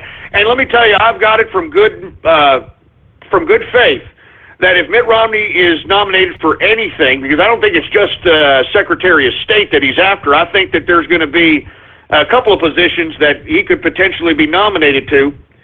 But if he does, there's going to be a apology from hell. I'm telling you this, a groveling apology from Mitt Romney about anything that he said about Donald Trump. Now, why do I think that Mitt Romney wouldn't be a bad Secretary of State? Because I want him to negotiate the kind of deals. All right? And look, this is what Donald Trump needs to do. He got to send their Secretary of State out there to renegotiate a lot of these trade deals out here. All right? I mean, if he sends Mitt Romney all across the world, and has a delegation, you put Carl Icahn next to Mitt Romney, for Christ's sake, they're going to renegotiate the hell out of these deals, and that's who I want negotiating. You understand that? That's who I want negotiating. I want some freaking businessmen, capitalists, who can outsmart the freaking Chinese, who can outsmart the Mexican government, who can outsmart everybody who has literally outsmarted us for too goddamn long. And let me tell you, I honestly believe at this point in time that Mitt Romney understands that he's been hoodwinked, he's done goofed, as it pertains to him thinking that he was anything part of the Republican establishment. Anything a part of the Republican establishment. So as I stated, folks, I trust Donald Trump. I don't think that anybody that he appoints, I don't think that he's half-assing it. And I think that, moreover, Mitt Romney, I think he's a badass businessman. I'm going to be honest with you, man. He's a Gordon Gekko character. I mean, this is a guy that took KB Stores, all right, the KB toy store, and literally bankrupted to hell and made sure that he had at least $100 million to put in his bank account. You know what I'm saying? So at this point in time, I'm going to be honest with you. I'm not against the whole Romney thing. Do I like the son of a bitch? Not necessarily. All right, but hey, I believe Donald Trump knows what he's doing. And we need somebody out there that is an unscrupulous bastard. And look, what better guy could go out there than Mitt Romney? You know, Mitt Romney puts on that front that, hey, I'm this nice Mormon guy, you know? I'm this nice Mormon guy, and look at me, and I'm harmless, and, all that crap. Meanwhile, he's freaking Gordon Gekko, man. I mean, he has no problem putting thousands of people out of work just so he can put money in his pocket. I want somebody like that working for America. You know what I mean? That's what I want. So anyway, folks, I mean, calm down. Everybody just calm their asses down as it pertains to Donald Trump choosing his cabinet, all right? The man is not stupid. The man has single-handedly made, $10.5 billion I mean, come on, man. I mean, even if you were given $100 million or $200 million, I mean, you know how hard it is to make $10.5 billion? It's not easy. It's not freaking easy, all right? I mean, because let me tell you, once you get to $1 billion or $2 billion, you're going to attract a lot of people like governments. That's why Donald Trump has said he's always audited every year, because governments are going to be like, hey, wait a minute. You weren't a part of the club. How the hell did you make all this money? Let me bean count through this son of a bitch and see if we can't find something so we can find your ass. He's got municipalities probably crawling up his ass. I mean, you know, all kinds of people. So it's not easy, folks, all right? So I trust this man. If he does not come through when he becomes president on any of the things that he said he was going to do, well, then I'll be the first one out here criticizing Donald Trump and either initiating that he better come through on his promises, or better yet, trying to... Look, I'm not even going to think about it. I don't even want to think of that as a possibility, because I don't think it's going to happen. I think Donald Trump is going to do what he said he was going to do on the campaign trail. I think he's going to do it. And, you know, as far as like this recount and, you know, all this hoopla and Hillary Clinton saying that, oh, well, I want to recount now and all this crap, these people are just trying to save themselves from going to jail. This is their last-ditch effort from saving themselves from going to jail, because they know Jeff Sessions is going to pursue charges on Hillary Clinton and Bill Clinton, or the foundation, or I mean, there's a plethora of different avenues Sessions can go down as it relates to the prosecution of these people. And moreover, you have the Trump administration open to the idea that they are going to push when the administration sends out the Secretary of State to negotiate with countries. That's why I'm not crying about Mitt Romney potentially being one. He's going to negotiate that they disclose all the money that they gave or Clintons gave them via the Clinton Foundation. So that's going to be a bargaining chip as it pertains to diplomacy in the Donald Trump administration. So I'm telling you this right now. This is why Hillary Clinton is doing this. This is why Jill Stein has been co-opted to pretend that she gives two rat's asses about the election. That's why she was given miraculously $7 million out of nowhere. You know, folks, she ran for president. I mean, this fundraiser for this damn recount, she has generated 12 times the amount of money she generated than she did running for president. So that should tell you everything right there. They're doing this because this is a last-ditch effort to prevent them from going to jail. I mean, why do you think that they're even trying to initiate civil unrest? Why do you think that we have police officers being shot all over the place? What did I tell you was going to happen? The wild Yehudis that they brought in here are now being activated to go a la snack bar, for Christ's sake. I'm telling you, I told you this was going to happen, for Christ's sake. So that's why I'm saying you folks need to realize that Donald Trump, he's got a lot on his plate. And he has to have competent members within his cabinet that may have worked for unscrupulous individuals, unscrupulous organizations. But if Donald Trump, and he's interviewed a lot of people, he knows how to talk to people. He's interviewed executives. He's interviewed people within his organization. If he sees that the individual that he chose, regardless of their background, if he is going to do, or she is going to do Donald Trump's will, and has enough clout within the bureaucratic system that they're going to be nominated for, then by God, go ahead and do it.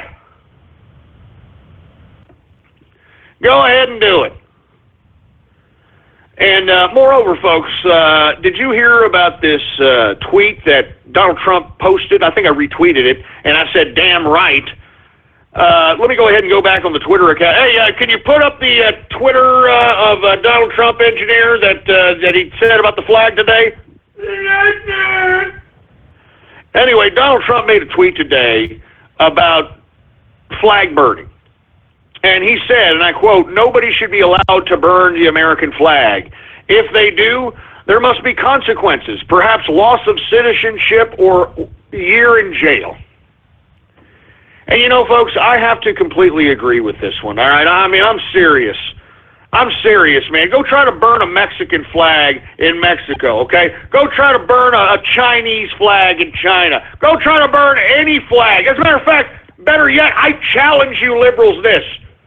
since y'all are going to be, I find it funny, you liberals are quoting the Constitution when it pertains to flag burning, yet you want to throw out the federal government's authority as it pertains to sanctuary cities, which we're going to talk about here in a second. That's what I'm saying. You dumb idiot liberals can't have it both ways, for Christ's sake, man. You can't have it both ways. So that's why I'm saying, it amazes me these liberals are now all of a sudden becoming constitutional scholars as it pertains to this flag burning situation. No, it's protected by the First Amendment. It's protected. No, it's not, you stupid morons. And we've talked about what the First Amendment was all about, and I don't want to get into a whole lecture about it, all right? But the only people that truly have free speech are those that have freely assembled. You understand that? Now, that's why when you got the Ku Klux Klan or, some of these nefarious organizations that are able to march and say all this hate-filled crap, it's because they have applied to the municipality in question and, of course, paid the tax of the assembly tax, whatever the hell that is. You know what I'm talking about, some permit that you can assemble and have an assembly and so on and so forth. Well, they applied for that, and they are, as defined by that municipality, an assembly, so they have the freedom of speech. So that's why you got Ku Klux Klan idiots that are able to march down downtown streets and say the N-word and white power, all this crap. They're able to do that because under the First Amendment, the only way that you have an actual freedom of speech is if you are assembled. And only then can the government not intervene in your freedom of speech, folks. And you see, what's encapsulated also in that First Amendment is the freedom of the press. The freedom of the press. So once again, I don't want to get into constitutional law, but I think that people need to realize what the hell is going on, and whenever you quote the First Amendment, when you're like, I got freedom of speech, I got freedom of speech. No, you don't, you idiot. You know what I'm saying? I mean, you don't have freedom of speech. You know what you have? You got the right to life, liberty, and the pursuit of happiness. That's what you have. You understand me? I mean, Jesus Christ. I'm not joking around. Anyway, folks, I didn't mean to get off on this tirade about the First Amendment, but as far as I'm concerned, I completely agree with Donald Trump as this situation is concerned. I think that we need to, revoke citizenships, put people in some kind of punishment. All right? Some kind of goddamn punishment, for heaven's sake, man. Because, how can these people live in this country, all right, and literally take advantage of every single goddamn, every single benefit of this particular nation? And yet they want to sit here and they want to say, no, I want to burn the flag, and no, I want to oh my God, man. I'm sorry, folks. I just can't believe it. I'm sorry. All right? I'm sorry.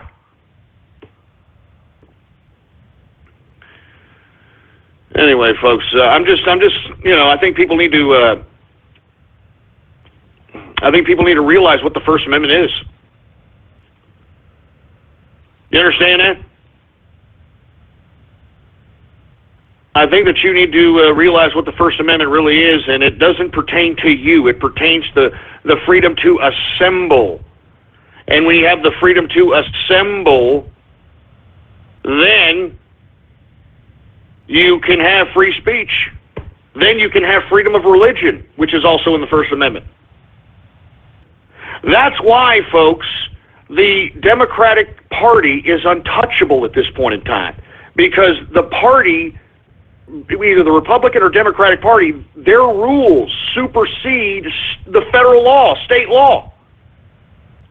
Because, folks, they're an assembly, and because they're protected by the First Amendment and they have assembled, they cannot be superseded by federal and state law. Look, I actually I actually discussed this in very explicit detail in episode 320. It's actually the show, all right, the show that is the premiere show on blogtalkradio.com/ghost, all right?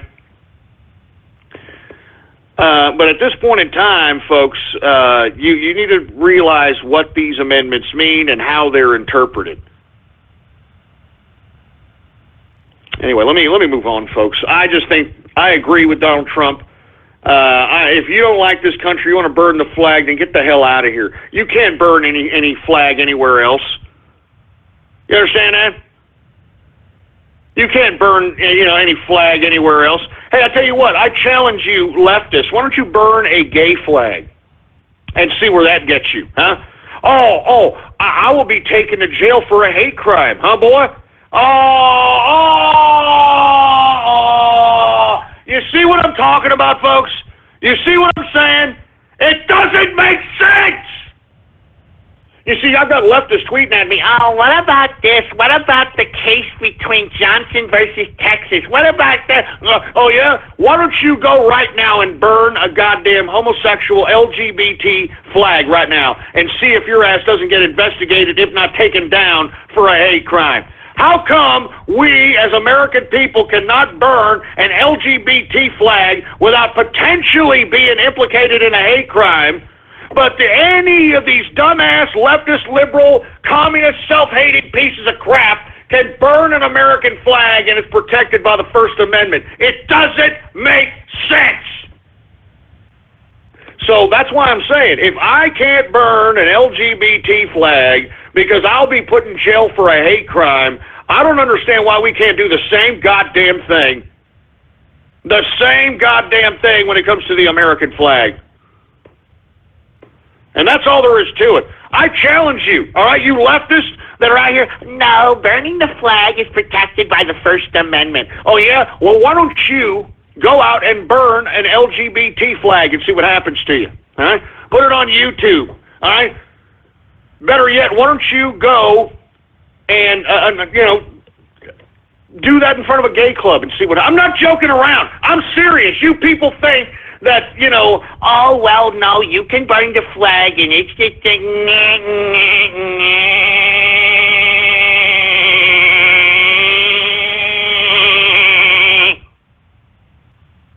I'm just saying, burn the damn LGBT flag and see what happens, all right? Jesus Christ. Anyway, folks, let me move on here, all right? Because I'm just sick of these leftists, man. Anyway, I'm glad I live in Texas, folks, because Texas Governor Abbott, folks, and let me tell you, I think that he must have listened to my show yesterday, because he came out today and said, look, I have plans to create a law banning sanctuary cities in Texas, all right? That's all there is to it. That's all there is to it. We're banning sanctuary cities in Texas.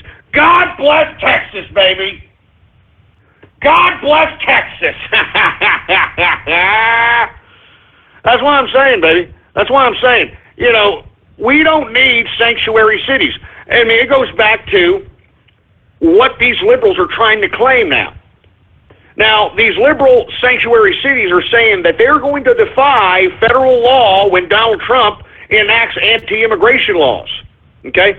They're going to defy the federal law, and as I stated yesterday, they're walking down a slippery slope. Because if they're going to ignore federal law and claims that municipal and state law supersedes federal law, well, then that puts in jeopardy the Civil Rights Act. That puts in jeopardy the hate crimes bill. That puts in jeopardy the affirmative action bill. Because these are federal laws imposed by the federal government on the state and municipal governments. But if you liberals are now saying that you're not going to oblige federal law, well, then you're going down a slippery slope, folks, that you liberals don't even know what the hell you're talking about. As a matter of fact, as I stated, you people are idiots. I mean, I can't believe that you don't even know that you're putting yourself in your own political paradigm in which you are going to be the loser. You're going to be the loser.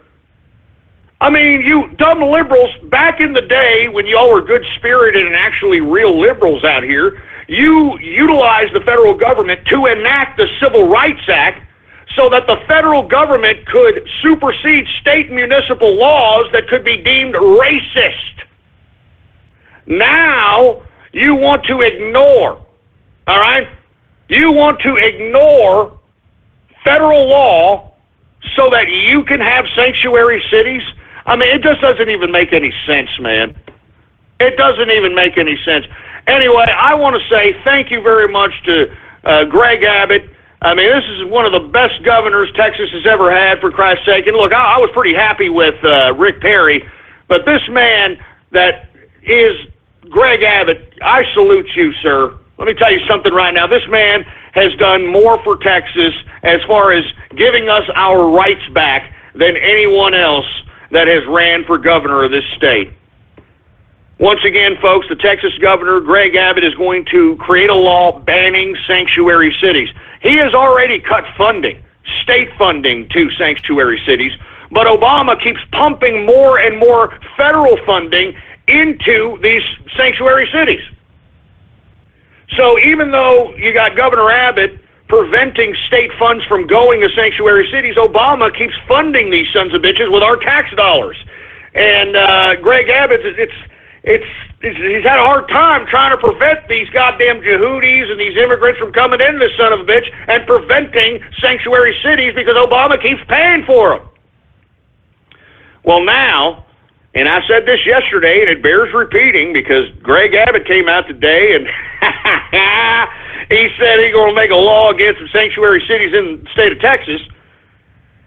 What this does, folks, is that if these liberal cities defy the federal government is going to cut their federal funding to their city.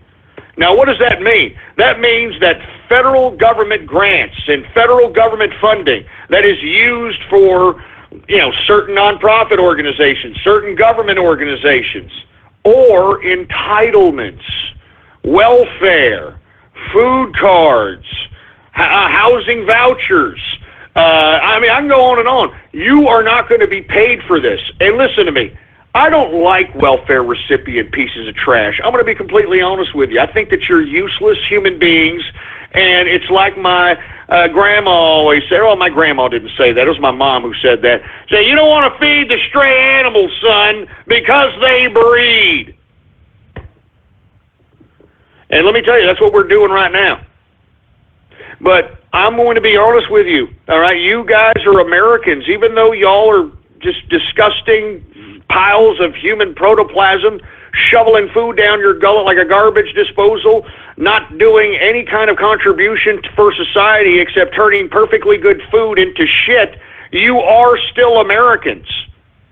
You are still Americans, and you need to realize that these liberals, these Democrats are going to put your welfare check, your food card, and all your federal entitlements in jeopardy if they defy this federal law for a bunch of illegal immigrants. Now, I want you entitlement recipients to listen to me clearly.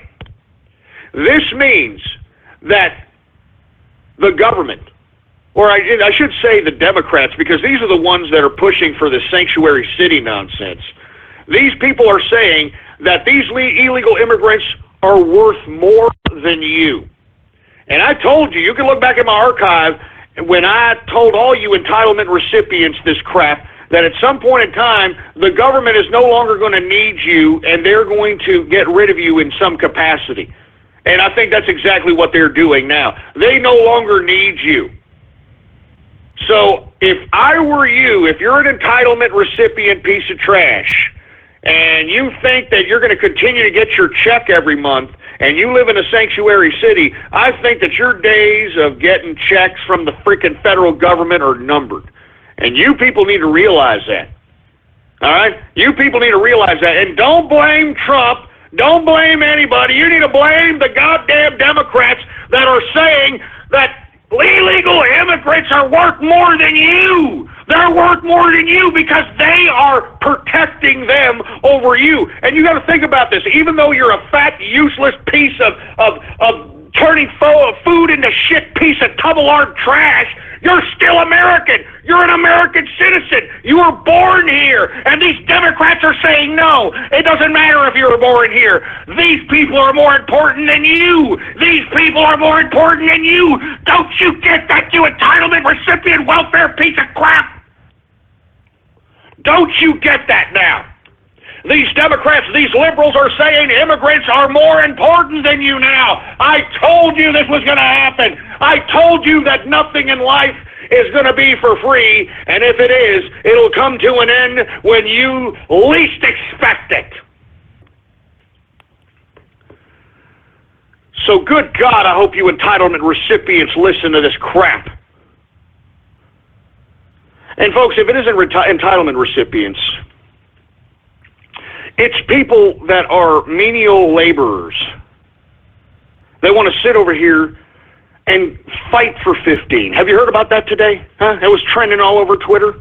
You had protests all over the country. Fight for 15. Fight for 15. They're talking about fighting for $15 an hour.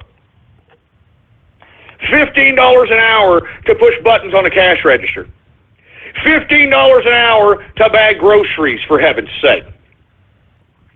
And you see, what's so ridiculous about the simplicity of these morons is they don't realize that if they are forced to pay more money for labor, they're not going to hire human beings anymore. I mean, why do you think that we have this? In my personal opinion, I think it is an automation boom. We are witnessing an automation boom because of these stupid, simplistic idiots not shutting their mouths and just getting back to work. And moreover, folks, don't you people realize that a minimum wage job is supposed to be like a starting point in life? I mean, if you aren't able to get anything better than a freaking minimum wage job after about 2 years, I wouldn't even say 2 years, a year and a half, maybe a year of working, then there's something wrong with you. There's something wrong with you, and you need to figure it out. I mean, if you can't get past $8.50, $9 an hour after about 2 or 3 years in the workforce, there's something wrong with you, folks. All right, there's nothing wrong with anybody else. It's you. It's either you're a fledgling worker, you don't have the best work ethic, you're always late, you're unreliable, you're stupid, you're ignorant, you're a troublemaker, you're a drug addict. There's something wrong with you.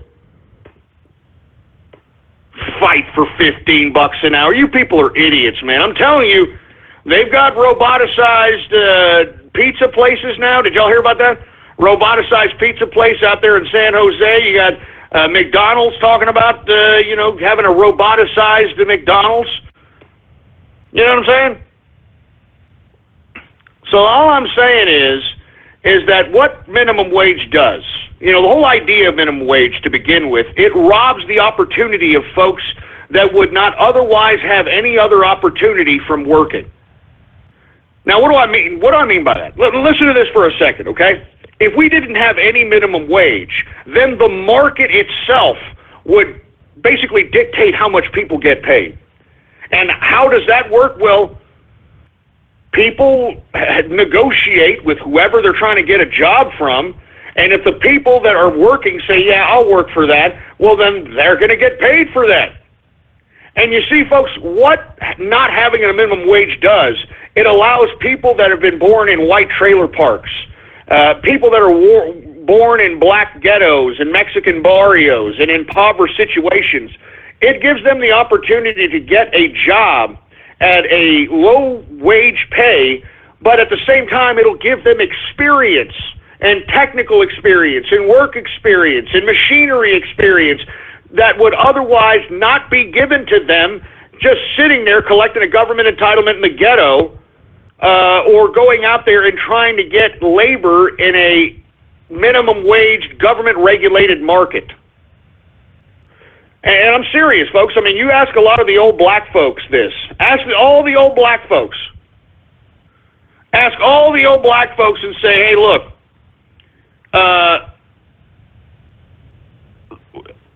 did you go to work? And if you went to work, how much did you get paid? And a lot of these old black folks are going to say, oh, man, I worked in a grocery store. I only made, 10 cents an hour, or something ridiculous of that nature. And yet a lot of these elderly black folk, they're fairly well off. I mean, they're not in precarious situations. There's a lot of homeowners that are black over the age of 50. There's a lot of car owners that are black over the age of 50, business owners, so on and so forth. Now, it is the black young that are having a horrible time in the job market. As a matter of fact, it is the biggest demographic unemployed right now is young black men. And the reason is, folks, is because of the minimum wage. A lot of these black men, folks, I mean, they fall peril to the public education system. And the reason a lot of the education systems in black neighborhoods, or I should say black ghettos. I shouldn't say black neighborhoods because there's affluent black neighborhoods.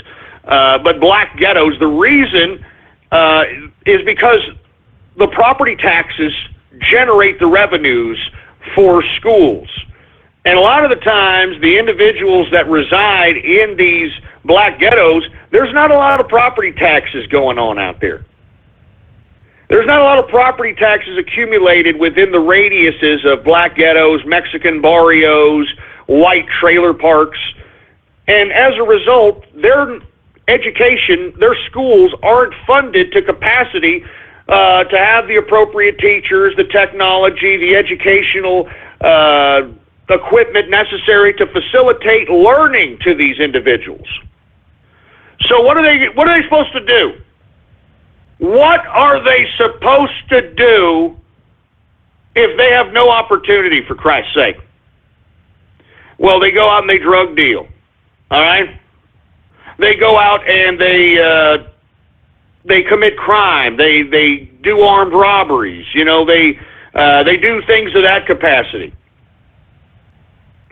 So that's why I'm saying, folks, because they have no opportunity to get out of the ghetto outside of drug dealing or the criminal mind that is pretty much brewed in an environment of this capacity, they have to resort to the things that they resort. Now, if we didn't have a minimum wage, what they could do is go up to a business within their community and say, hey, look, I need some money. You need some work. I mean, I can help you do anything you want. I'm cheap. I'll do whatever you want.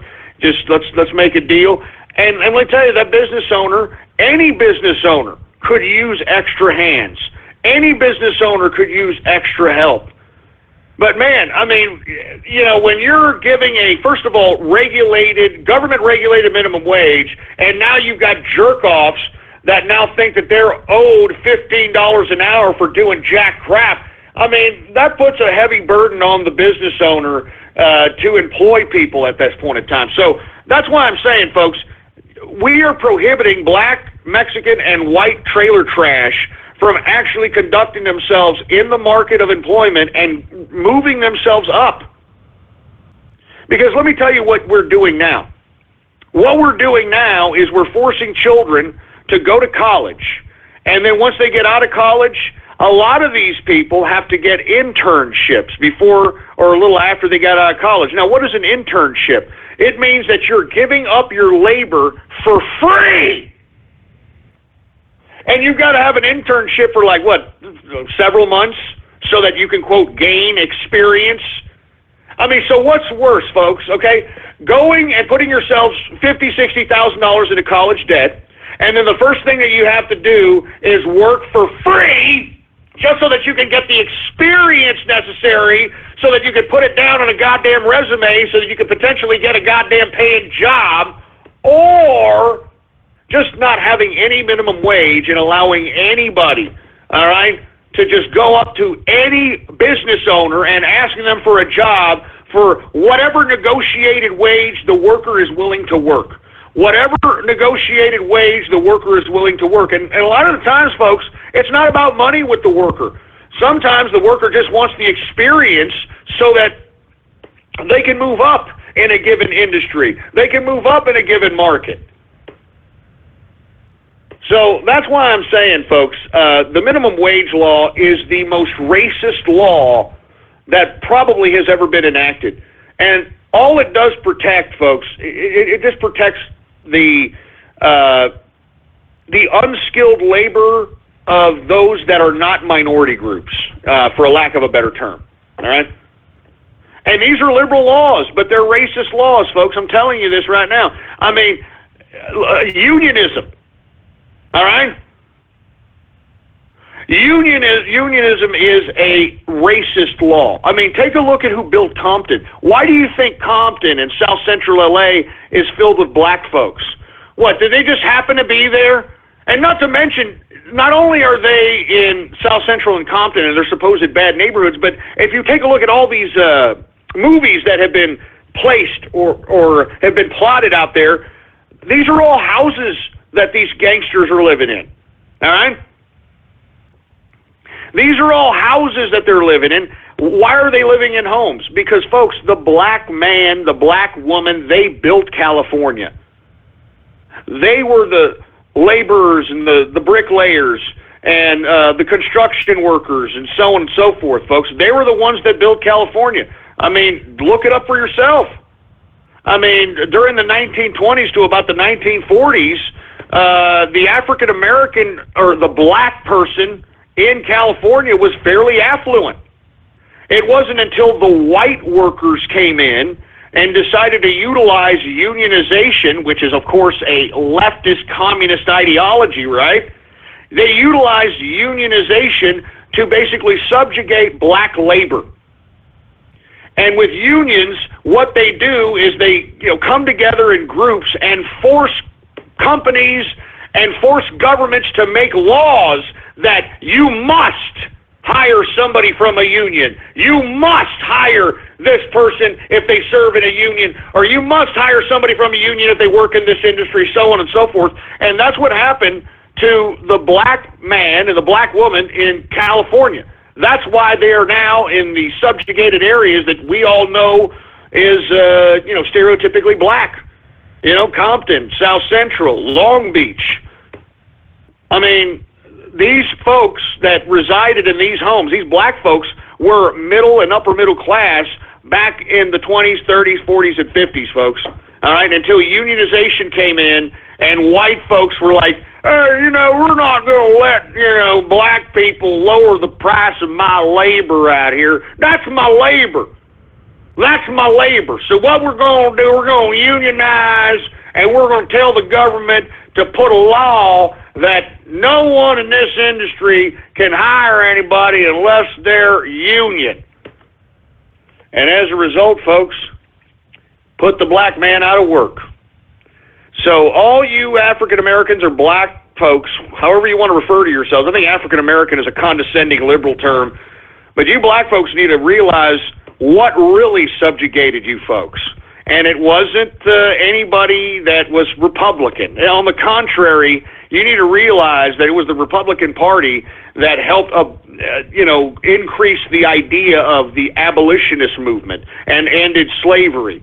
I mean, lest we forget it was the Democratic Party that created the Ku Klux Klan. All right? I mean, these leftist liberal laws that are supposed to help people, by design, they're put there to hurt people, so that you can continue to be subjugated by the government, so you can continue to collect entitlements, so on and so forth. Jesus Christ. Anyway, I'm going to move on to some more subjects, folks, because I want to get to Radio Graffiti. A lot of international news to cover today. I couldn't even cover it all today, man. There's just too much to talk about. Now that Angela Merkel, is going to run for her fourth term out there in Germany, all of a sudden we've got German, Secret Service, the equivalent of the FBI, whatever. The federal authorities, let's put it that way, of Germany are now saying that, quote, Russian hackers may affect the German election now. I'm getting tired of this Russian hacker narrative. Now, look, I know there's some Russian hackers out there. I'm not, negating that. But man, this whole globalism, these globalists, Merkel, Obama, Hillary Clinton, they are putting this freaking Russian hacker narrative to make believe that these dumb mouth-breathing, vodka-drinking, wide-eyed freaking Ruskies are somehow some super hackers or something. It's utterly ridiculous. So you folks in Germany, you better watch out with this whole Russian hacker narrative. They're already laying the foundation for potential fraud so that Angela Merkel can win the election once again for a fourth term, for heaven's sake. Give me a break. There'd be nobody. All right, there'd be nobody that would be wanting to vote for this disgusting, despicable Angela Merkel except the kebab she let in and destroyed Germany, for Christ's sake, man. You know what I'm saying?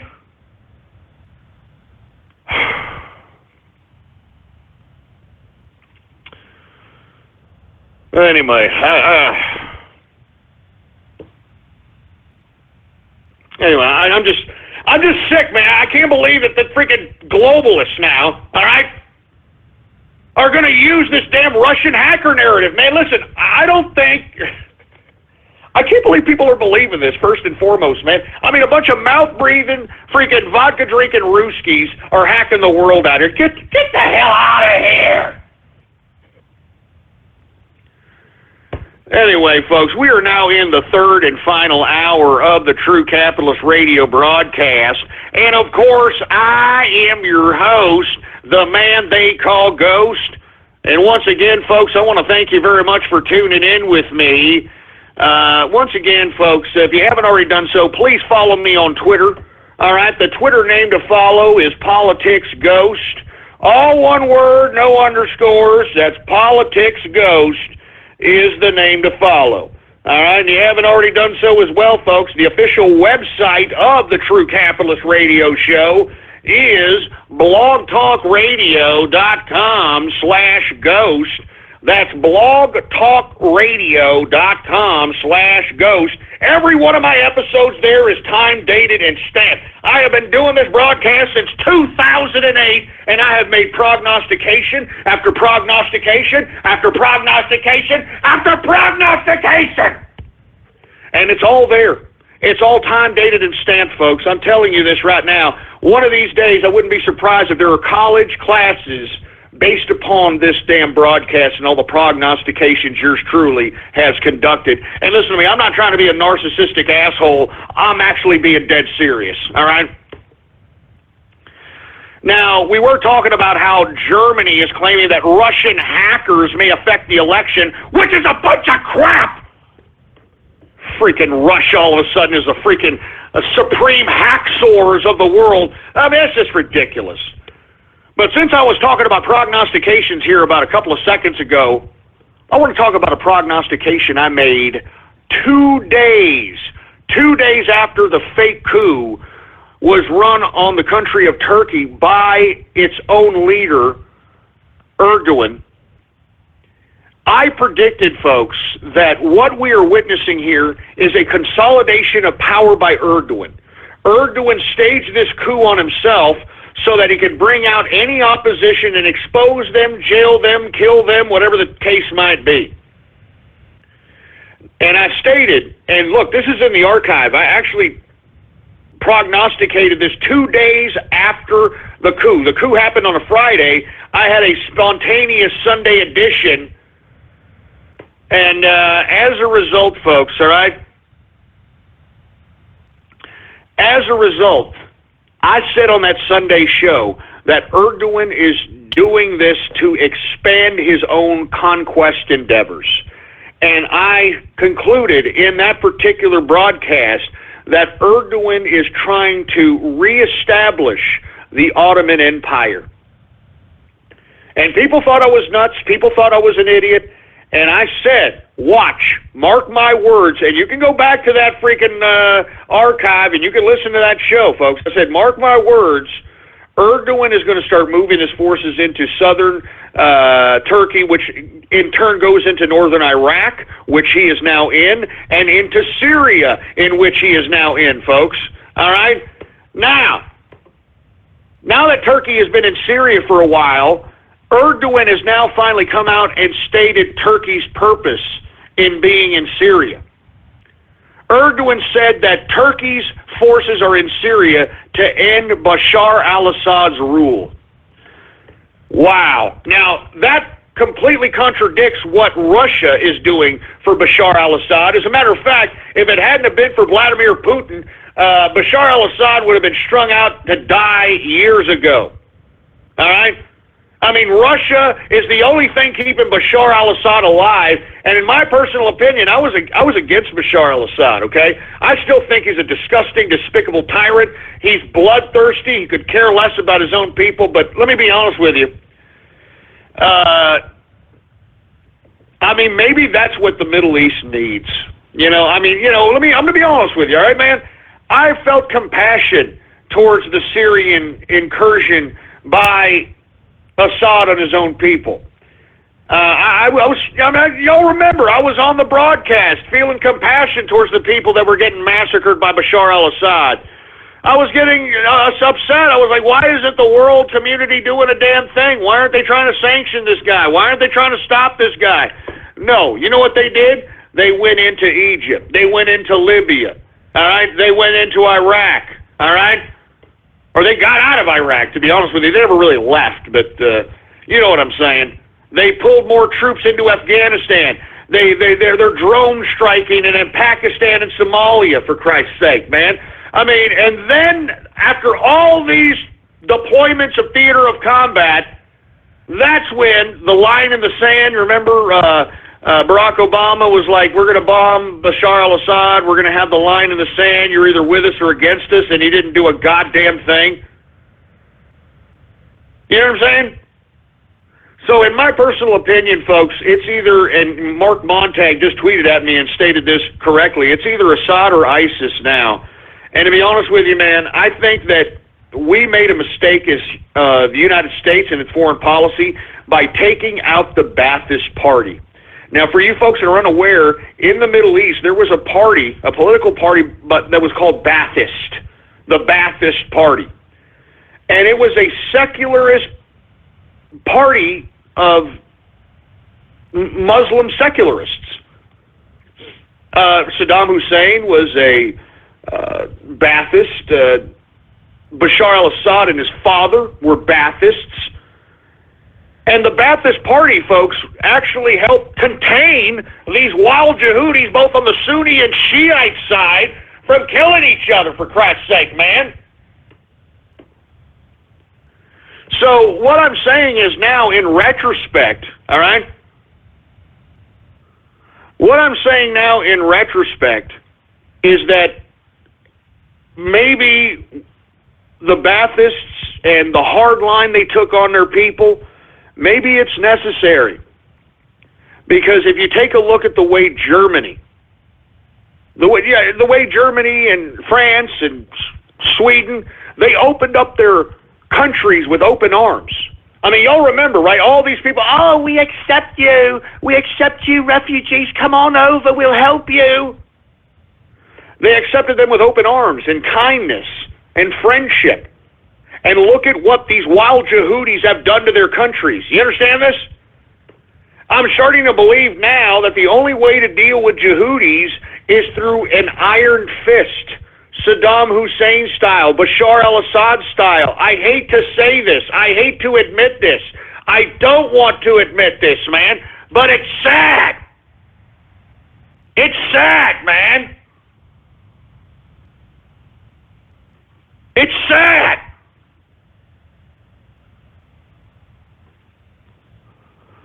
So I'm just saying, man. I mean, I never thought I'd say this, but man, I mean, it seems to me that the majority of the Muslim world needs to be suppressed.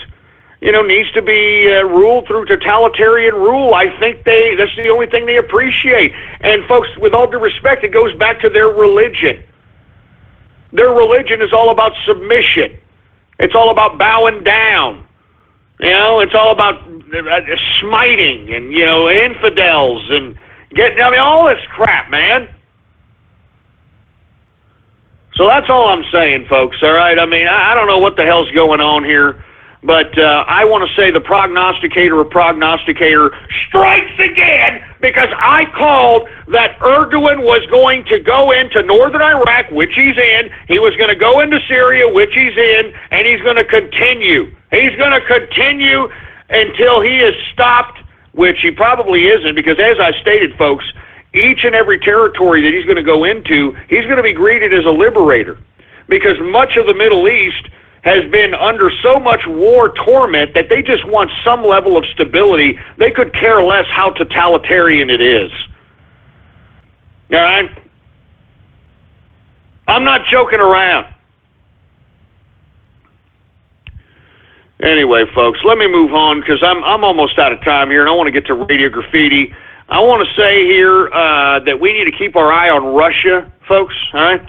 Russia has deployed more military divisions to the Ukraine border, and according to reports, the situation out there is on the brink of war.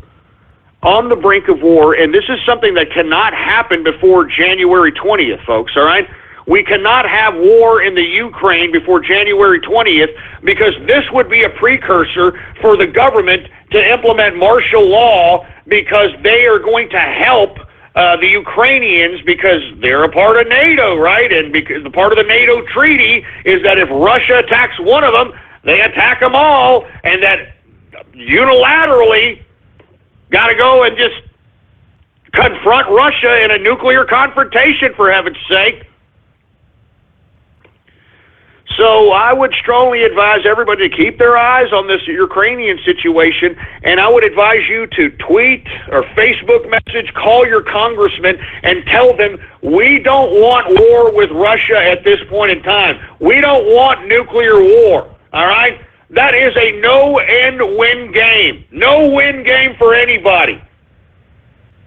I mean, why do you think that Vladimir Putin, as soon as Donald Trump was elected president, he came out publicly and spoke in front of a bunch of foreign dignitaries saying that he wants to restore full diplomatic relations with America again? Why would he do that? Because, folks, Vladimir Putin doesn't want nuclear war. He doesn't want to go through all this crap. But for whatever reason, these globalists want this to happen. They want this because a nuclear war will provide the cover so that every country in this world can be put under totalitarian rule under the guise of warfare. I'm serious. Jesus Christ, man. I'm not joking around. We need to watch this Ukrainian border situation, folks. It's on the brink of war, and if war strikes out, if there is a theater of combat that strikes out there, I don't like the implications of that. I mean, we need Trump in office. We need him in office quick. I mean, there's still a long way to go, folks. I mean, anything can happen.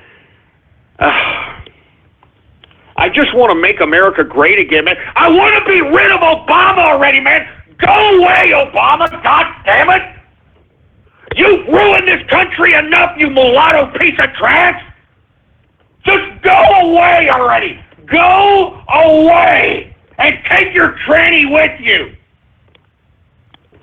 And, you know, that's another thing. Look, I don't mind if this guy's with the tranny. You know, I mean, obviously he's the bottom. I'm talking about Obama, Barack, Barry, Soetoro. I'm sure he's the bottom. I mean, because let me tell you, man, Michelle Obama... I mean, come on, Michelle. You could have been a little bit more passable in the past 8 years that you've been out here. I mean, this broad, well, I'm not going to call it a broad because obviously she wants to be a she, or he wants to be a she. This broad is built like a Mack truck, for heaven's sake, man. Have you seen the freaking shoulders and arms on this? I mean, she could play for the freaking 49ers, for Christ's sake, man. And I'm probably sure Colin Kaepernick would love it because he'd be bent over picking up the sulfur, Michelle Obama. So I'm just saying, why is it, why do they have to hide that? I mean, you know, aren't they liberal? I mean, I'm serious. Wasn't this the gay president that brought gay marriage? I mean, why are they hiding the fact that Michelle Obama is a tranny? I mean, can somebody explain this to me? I mean, that doesn't even make any sense. You're supposed to be liberal. Okay? You're supposed to be liberal out here. What happened? Why are you trying to hide it? Why are you trying to hide the fact that you have a tranny wife? I don't understand it. I mean, I think liberals would probably be like, oh, well, you know, hey, he's the first gay president. He's Mr. Liberal, you know? I mean, I don't get it. I don't get it. And, folks, by the way, you know, if you really want to go down this rabbit hole with the Obamas, all right, Sasha and Malia aren't even their children. I mean, they're not Michelle and Barack Obama's children. Now, if you take a look, and look, people have done a lot of investigative work on this, but if you take a look at who the real parents of Michelle, or excuse me, the real parents of Malia and Sasha, first of all, if you do a name search in public records, there are no public records for Natasha Obama, Malia Obama. There are no public records for that, okay? Now, what I do want to bring up, since I'm already going this direction, I want to show you two individuals who have been alleged to be Malia and Sasha Obama's parents, okay? Now, let me go ahead and post a picture, and I want you to compare these people. Compare these people with Sasha and Malia Obama. Now, hey, engineer, can you get me that damn photo of these people? Now, I don't want to say their names for libel purposes, because, well, I guess I can, because I'm alleging. I'm not saying it's the truth per se. I mean, this is what's really going on out here. I mean, you know, I'm not joking around. I mean, this is a rumor that is being speculated out here, and I think I'm just gonna go ahead and say it. Hold on. Let me go ahead and download this. Download this for me, there, engineer. Come on. All right. Once I download this picture, I'm going to go ahead and tweet it out, and I'd like for you folks to analyze it, because let me tell you, these people that are allegedly Malia and Sasha Obama's parents, they're actually the right-hand man and woman of Barack and Michelle Obama. I mean, they go out on trips with him. I mean, whenever the Obamas go on vacation, they bring these two people. Okay? Now, the people that I'm talking about in question is a man by the name of Martin Nisbet and Anita Blanchard. A woman by the name of Anita. Now, these are the alleged real parents of Sasha and Malia. All right. Now, let me go ahead and I'm just going to tweet out a picture right now of these people. All right. Here it is. I'm not even going to put anything on it. Here's the picture. There it is. Go on my Twitter account right now, Politics Ghost. All one word, no underscores. Now, take a look at these two people.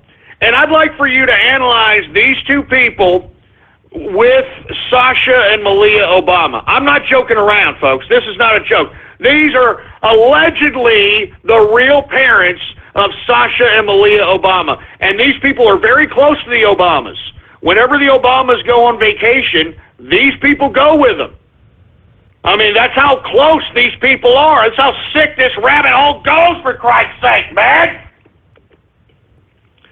Anyway, folks, if you are looking at the picture in question, that is Martin Nisbet and Anita Blanchard, folks, the alleged real parents of Malia and Sasha Obama. There it is. I mean, look at Nisbet. He looks like Malia. I mean, he looks just like Malia, for heaven's sake. I mean, good God! Anyway, folks, I didn't mean to go down that rabbit hole, but people need to realize what's going on here, that, you know, everything is built on a lie as it pertains to the Democratic Party, and a complete and utter lie. Anyway, folks, I was going to go off on liberals and, how they're pushing the limits of America's patience, and they need to stop complaining about their pathetic lives and go out and, do something with themselves instead of bitching and complaining, for Christ's sake. All right? They need to realize that no one is going to give them a goddamn thing, for Christ's sake, and if they put the same amount of effort as they did bitching, complaining, moaning, rioting, so on and so forth, all right, maybe, just maybe, they can carve out their own destiny and create a better life with themselves with capitalism. But, I'm not even going to go there. I'm tired of these liberals. These people are pieces of trash. They make me sick. I spit on them, for Christ's sake. I don't want to befriend them. I don't want to take them in. I don't even consider liberals Americans anymore. I don't even consider liberals American people anymore. I consider liberals enemies of the state. I mean, seriously, man, these liberals piss me off, man, with their freaking pompous-ass attitudes, their anti-American crap, their safe space garbage. I mean, they make me sick, man. And every time I see them protesting, every time I see them spewing out some red herring out of their suckhole, every time I see them, flapping their mealy mouth to the wind, for Christ's sake, I just want to... Freaking liberals! Damn it, man! They make me sick! They make me sick, man!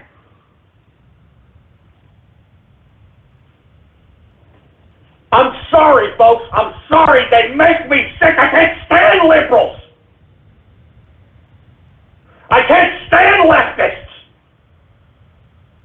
I can't stand socialists. I can't stand communists, folks. We got to systematically remove these people like a goddamn cockroach. We've got to do it, folks. I'm serious. I am not going to befriend a liberal. Hey, piss off, liberals, all right? I don't want to have nothing to do with you mindless pieces of trash. You anti-American piece of trash. You pro-Satanist piece of trash.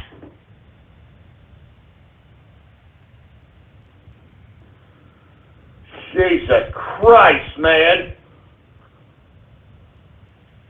Good God.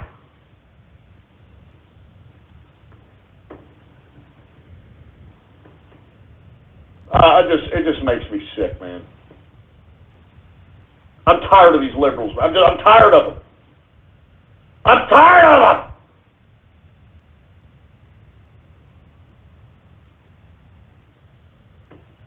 Give me the freaking... Give me the... I'm serious. How anyone can still defend the left, how anyone can still defend Democrats at this point in time, you are pro-Satanist, you're pro-Satanic, and once again, folks, if you have not researched the Pizzagate scenario, well, by God, before you do, it's going to take you down a rabbit hole that you never thought reality was. But, folks, we are being led around by satanic pedophiles, for heaven's sake. You know what I'm saying? I'm not joking.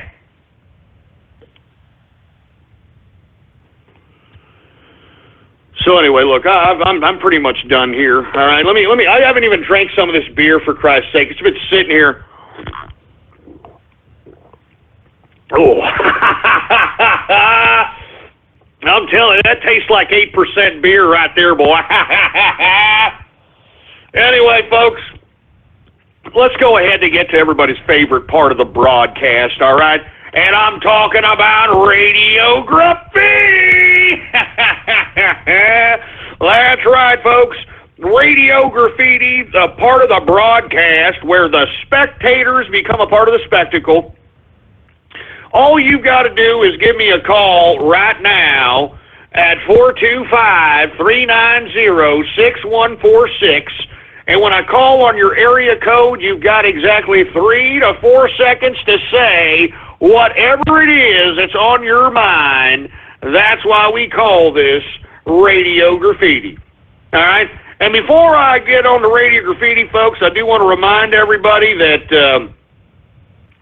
the wife's autograph is for sale, and I'm looking at the numbers here. I mean, we've almost got a cool 50 sold, for Christ's sake. I mean, look, I don't like how these numbers are going up and up and up.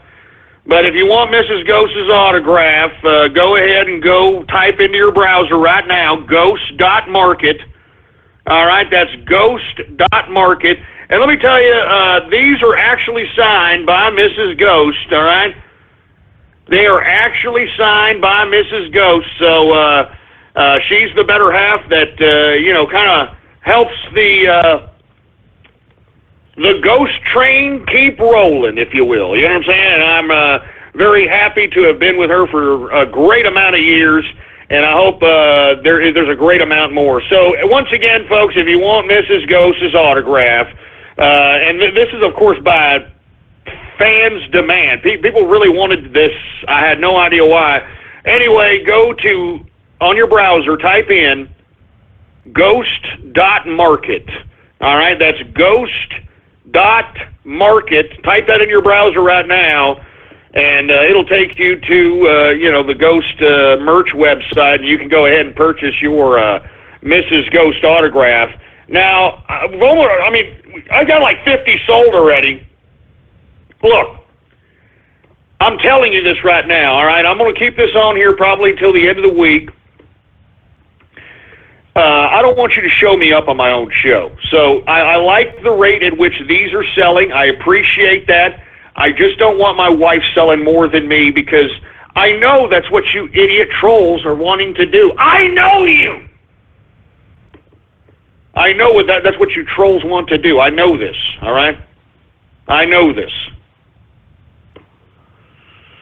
Anyway, folks, once again, ghost.market is the website for the merch. Anyway, do we got any goddamn Radio Graffiti callers there, engineer?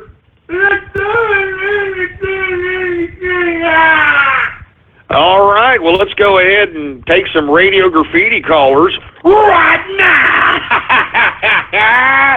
All right, who do we got here? How about Anonymous Radio Graffiti? This is Sparta, Radio Graffiti. This is Truth Fascist Radio. Truth Fascist Radio. I am your host, the man they call Ghost. The badass of political violence and race realism. Give him eugenics or give him death. I'm a Nazi, and I endorsed this Nazi group called the National Socialist Underground, and sorry I hurt people's feelings about the whole pro-Nazi commentary here, but I'm telling you the honest truth. Broadcasting from his Führer bunker in beautiful Berlin, Germany. And that's why we need to confront these liberals on the Thanksgiving table with the family watching. As a matter of fact, shoot to kill. Shoot them right in the kneecap. Shoot the other kneecap. Shoot the fever bone. I want them to remember me for the rest of their life. And now he will take it from here. Your host, the man who will make Germany great again, the National Socialist they call Ghost. Yeah, you know what? Just shove it up your ass, all right? Shove it up your ass, all right? Let me tell you something right now. I am a melting pot of friendship, and everybody out there on the internet knows it, all right? I don't know why you people infer that I'm some kind of a grand dragon or some kind of a freaking neo-Nazi racist or something, man. I'm a melting pot of friendship, for Christ's sake. I'm a nice guy. God, man. I happen to have a whole bunch of friends that happen to be black. You understand that? I happen to have a whole bunch of friends that happen to be Hispanics. All right, I happen to have a whole bunch of friends that happen to be WAP, Kraut, Limey, Muck Shovelin' Mick, Camel Jockey, Oriental, Jap, Kangaroo Banger. I mean, I've got a whole bunch of friends, so for you people to sit here and obnoxiously call me some kind of a freaking racist is a false indictment, and shove it up your ass is all I got to say for you people. You understand that, boy? Do you understand that, boy? Anyway, breaking news, folks. Trump team and United Technologies reach an agreement to close on keeping from closing the 1,000 factory jobs at carrier plants. So, here, check it out. Trump's not even in office, all right? And we're winning. Do you see this here? Look at this. All right, breaking news. Trump team and United Technologies reach an agreement on keeping close the goddamn 1,000 factory jobs at carrier plant in Indiana, baby. He saved the plant. He's saving jobs, baby. He's saving jobs. You're goddamn right. We're winning out here. We're going to be winning so much, we're going to get tired of it. But you know what? I'm not going to get tired of winning, baby. I want to make America great again. You know it, and I know it, and everybody in this goddamn show knows it, too. Anyway, let's get back to Radio Graffiti. How about anonymous Radio Graffiti? Teutonic Place Radio Graffiti. Look, I know it's a little late here, but I'm just going to say it anyway. Happy 400th episode, engineer. Keep up the good work. Happy 400th episode? What the hell? When did this guy come back? What the hell? What the hell?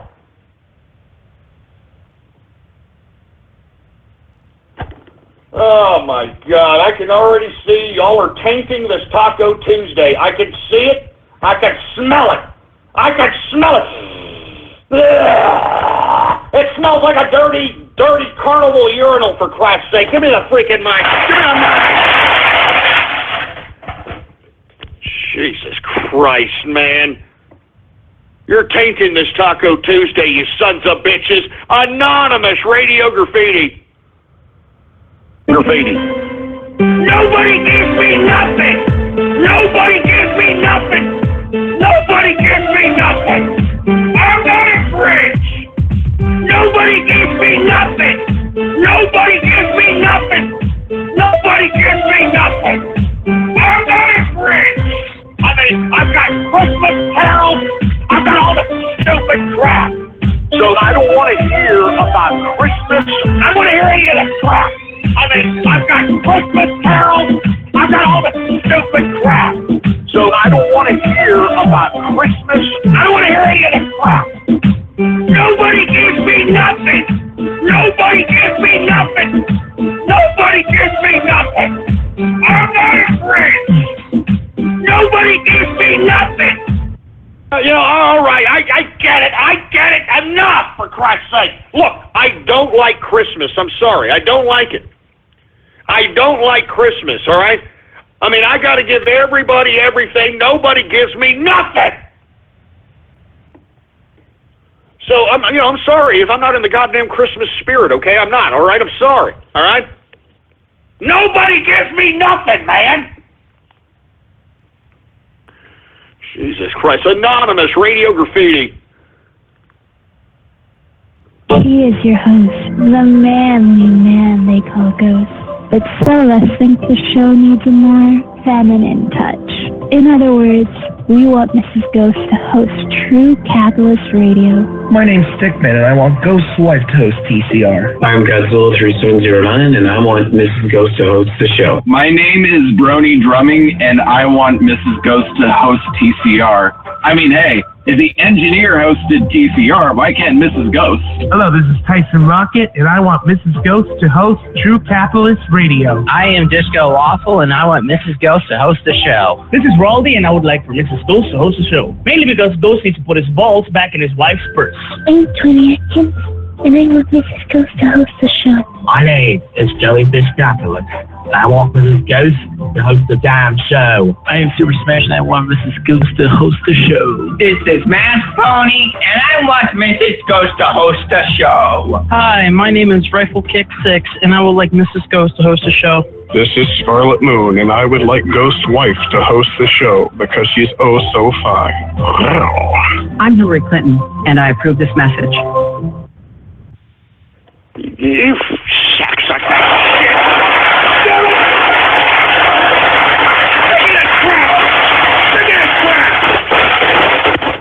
Sick of this goddamn crap, man. Now you goddamn trolls want my wife to freaking host the show. Real funny ass crack. real freaking funny. Look, you idiots are lucky that I even have my wife's autograph for sale, for Christ's sake, because I think it's sick.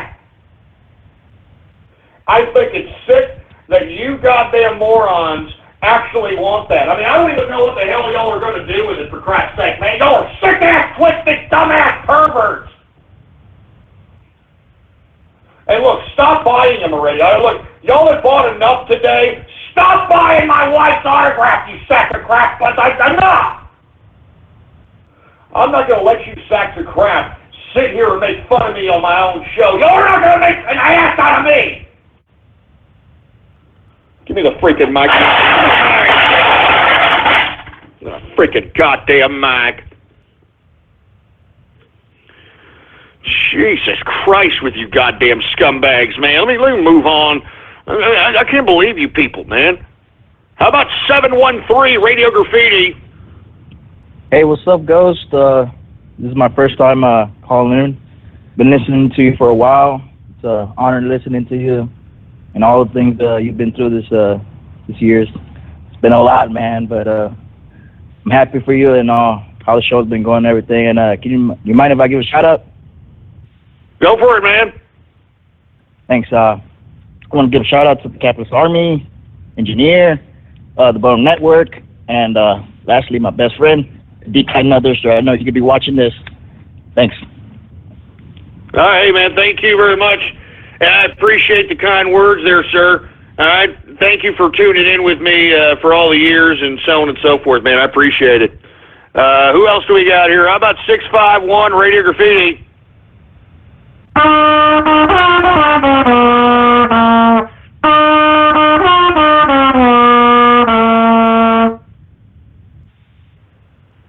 Yeah, Jesus Christ. I mean, that sounded horrible. I mean, you could have practiced a little bit better than that there, Horny the Clown. Give me a freaking break. I mean, were you trying to play Seven Nation Army by, what the hell's that freaking, I forgot the freaking name. White Stripes, for Christ's sake, man. That was like 2003, huh? How about Anonymous, Radio Graffiti? Jenny J, Radio Graffiti. I'm having a good time here. I don't know about you ass clowns. I mean, I'm loving my positions in everything that I've... What the hell is that?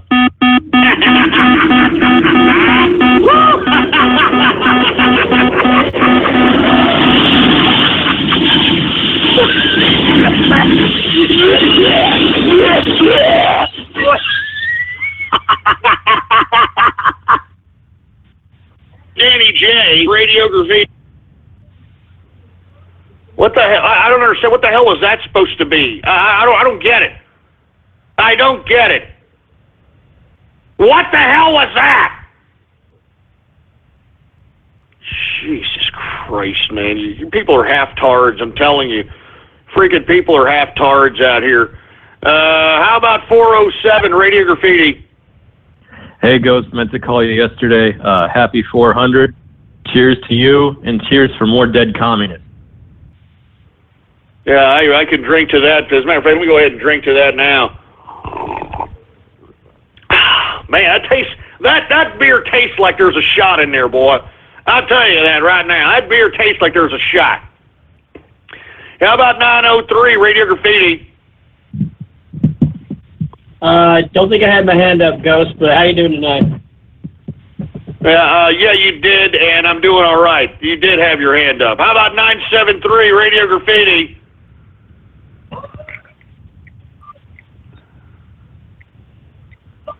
Yeah, Jesus Christ, this guy's shoving the phone in his ass or something. How about 808 Radio Graffiti? Yo, Ghost, Current Capitalist here, man.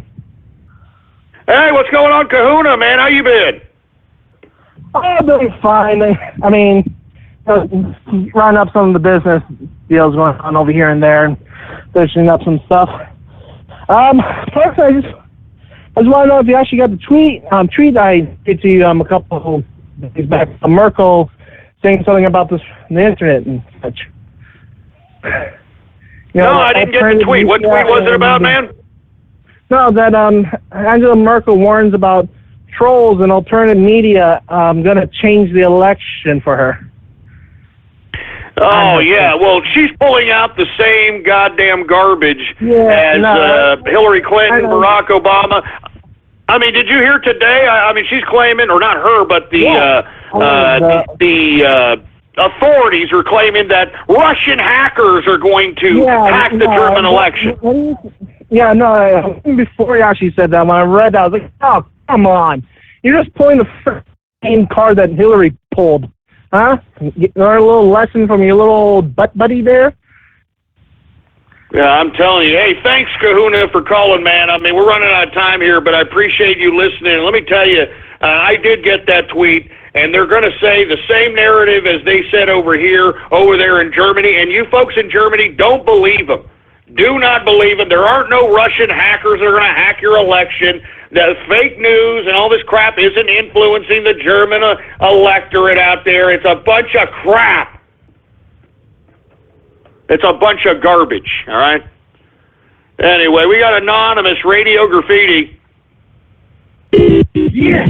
Yes! I freaking love this game! Woo! Let me get my freaking gun out here, for Christ's sake.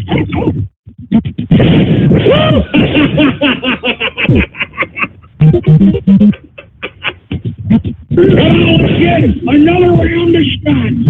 Another round of shots, baby! Woo! Are you kidding me?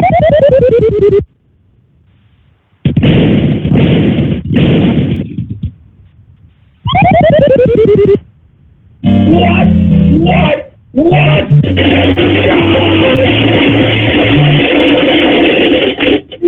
gotta be... Wait, hold on. Y'all think I would act that way if I lost to duck hunt, for Christ's sake? I'm a crack shot at duck hunt. Do you understand me? Don't even go there, boy. Don't you even go there. Anonymous Radio Graffiti. I mean, I never thought I'd say this, but I took a big cock down. That little girl that was taped up to a table. And you know, folks, no, we're not going there, you stupid morons, all right? There's nothing humorous about that, and I hope that you get injected with cancer of the prick if you think that that's funny. Anonymous Radio Graffiti. What did you want, you racist cripple? I mean, not every black guy wears clothes. I run around naked in the streets all the time. That's why I call myself Black Ash. Well, unfortunately, we couldn't even understand you with your dumbass Obama phone. And then you're going to put a voice modulator on it. You sound like a stupid piece of crap. How about Anonymous Radio Graffiti?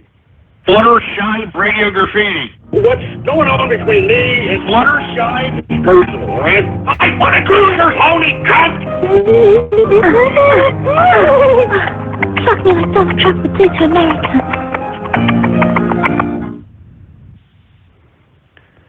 Oh, my God, you sick, twisted fucking prick. I'm sorry, I didn't mean to curse there, but, man, I'm telling you, you see, there needs to be authorities watching over these people. You know what Donald Trump needs to do? We need to reevaluate, some kind of a sexual deviant squad or something, because, man, these people are getting pathetic. I mean, it's bad enough that this whole Pizzagate scenario is opening this satanic pedophile network wide open. The last thing we need is idiots like this believing that garbage, sick, twisted, demented sexual activity is somehow accepted. We just can't allow this to happen anymore, folks. This is just disgusting. This is just getting utterly disgusting. Anonymous Radio Graffiti. Hey, Ghost, this is Flutter Guy again. I'm currently fapping to gay midget porn. Shall I send you... Yeah, I'm sure you are. I have no doubt about it. Anonymous Radio Graffiti. Radio Graffiti. Pizza, pizza. Pizza, pizza. Pizza, pizza. Pizza, pizza. Pizza, pizza. Pizza, pizza. Pizza, pizza. Pizza, pizza. Pizza, pizza. Yeah, real funny, you idiot. Real funny. All right? Why don't you roll up those pizzas and shove them up your goddamn horse-loving ass, you stupid son of a bitch. How about 831 Radio Graffiti? Hey, what's going on, Ghost? Shout out to the Capitalist Army, and I got to tell you that Steel Reserve's where it's at, man. I'm about to go get a 40 ounce of it right now. You're gonna get a 40 ounce of what? Steel Reserve? Yeah, that stuff you were talking about, that 8.1. Yeah, man, it's some hardcore stuff, man. As a matter of fact, let me take another drink of this. Look, as you can see, I'm not chugging this son of a bitch, all right? I mean, I ain't trying to, act like an inebriated piece of trash right now on the show, you know what I mean? I'm telling you, it tastes like there's a shot in there, boy. How about Anonymous Radio Graffiti? Come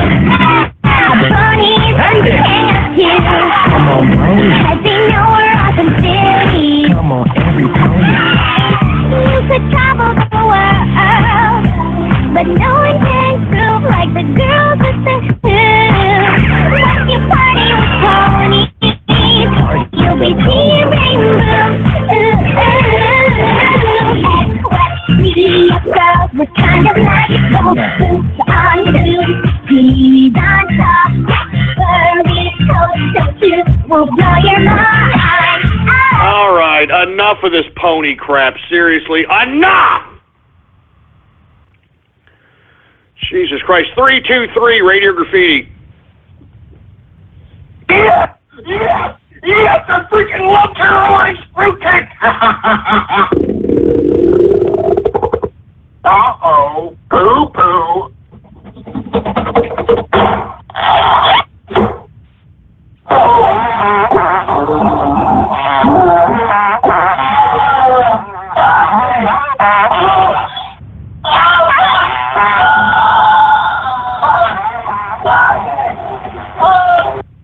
Man, that's not even a funny joke, seriously. I mean, that could potentially be real life right there. I hate Caroline's fruitcake, man. It sucks. But you know what? I got to be all happy whenever she comes over and be like, oh, it's such a great fruitcake. Oh, look, another annual fruitcake from Caroline. Oh, I wish I could mush that son of a bitch in her face. You know what I mean? I mean, seriously. I mean, sometimes, I'm obviously not going to do it, but, man, whenever she comes in and, I've got to do the, oh, you gave me a fruitcake. Wow. I wanted to take it and just mush it in that broad's face, man. Jesus Christ, man. Let's move on, for Christ's sake. How about Anonymous Radio Graffiti? Nigger. 100% racist. Nigger. I'm too... No, I never said that, man. God damn it. I never said that. That's a freaking splice and everybody knows it, man. Jesus Christ. Who else do we have here, for heaven's sake? Jesus Christ. How about area code 484 Radio Graffiti?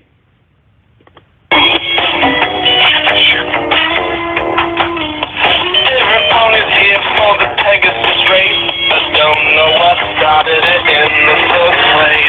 Somehow I got stuck here holding the flag with balance and preparedness and never my bag. I get knocked off my cloud as the ponies fly by.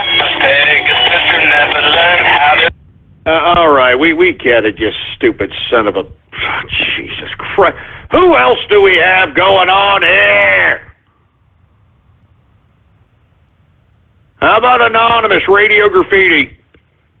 Chocolate rain. Oh my God, I can't believe it's chocolate rain. Chocolate rain. I took a big cock in that chocolate rain. Hey, look, I told you idiots yesterday, I hate that song. It was a stupid, dumbass viral video, and everybody who made it viral should be slapped in the face. Who else do we have here, for Christ's sake, man? How about 727 Radio Graffiti? Hey, Ghost, I just gotta say happy Taco Tuesday. I got a question for you, though, if that's alright. No, go ahead. What's going on, man? Hey, I was listening to the first part of the broadcast, and I was wondering, where can we possibly buy gold at all? Well, that'd be very easy. As a matter of fact, I mean, the most cheapest place, in my opinion, to buy it would either be at a pawn shop, because pawn shops usually mark up their jewelry based upon what they bought it for, and typically don't put the price of the jewelry at the market value of spot. So in my personal opinion, a pawn shop is the very good place to get it. And as a matter of fact, the beautiful part about a pawn shop is you can haggle. If you purchase more than one piece, they're about getting rid of the product. They want to liquidate the product because they're not necessarily in the business to sell product. The only reason they sell product is because they need to liquidate things that have been put on collateral or were traded for cash. So in my personal opinion, I would go to the pawn shop. I mean, I think that there's some great deals to be made at the pawn shop. And as a matter of fact, you can haggle with these sons of bitches and get yourself a pretty good deal, man. I mean, let me tell you, I mean, there's some deals to be made out there. Anyway, I got to get back to the freaking Radio Graffiti. Hopefully that helps you out, man. Where else do we got for Christ? Look at all these stupid 609 Radio Graffiti. Dormy Sweet Radio Graffiti. My wife belongs to George Soros. That's right. What you're going to do about it? You're not going to do nothing. Nothing, because everything is mine. Oh, man. She's got her right hand on the man's arm. She's got her breast laying on the back of his back arm area there. You know, she like doing a little dance and making a little love and all this stuff. I mean, good God. That's right. I own your family. Yeah. Woo!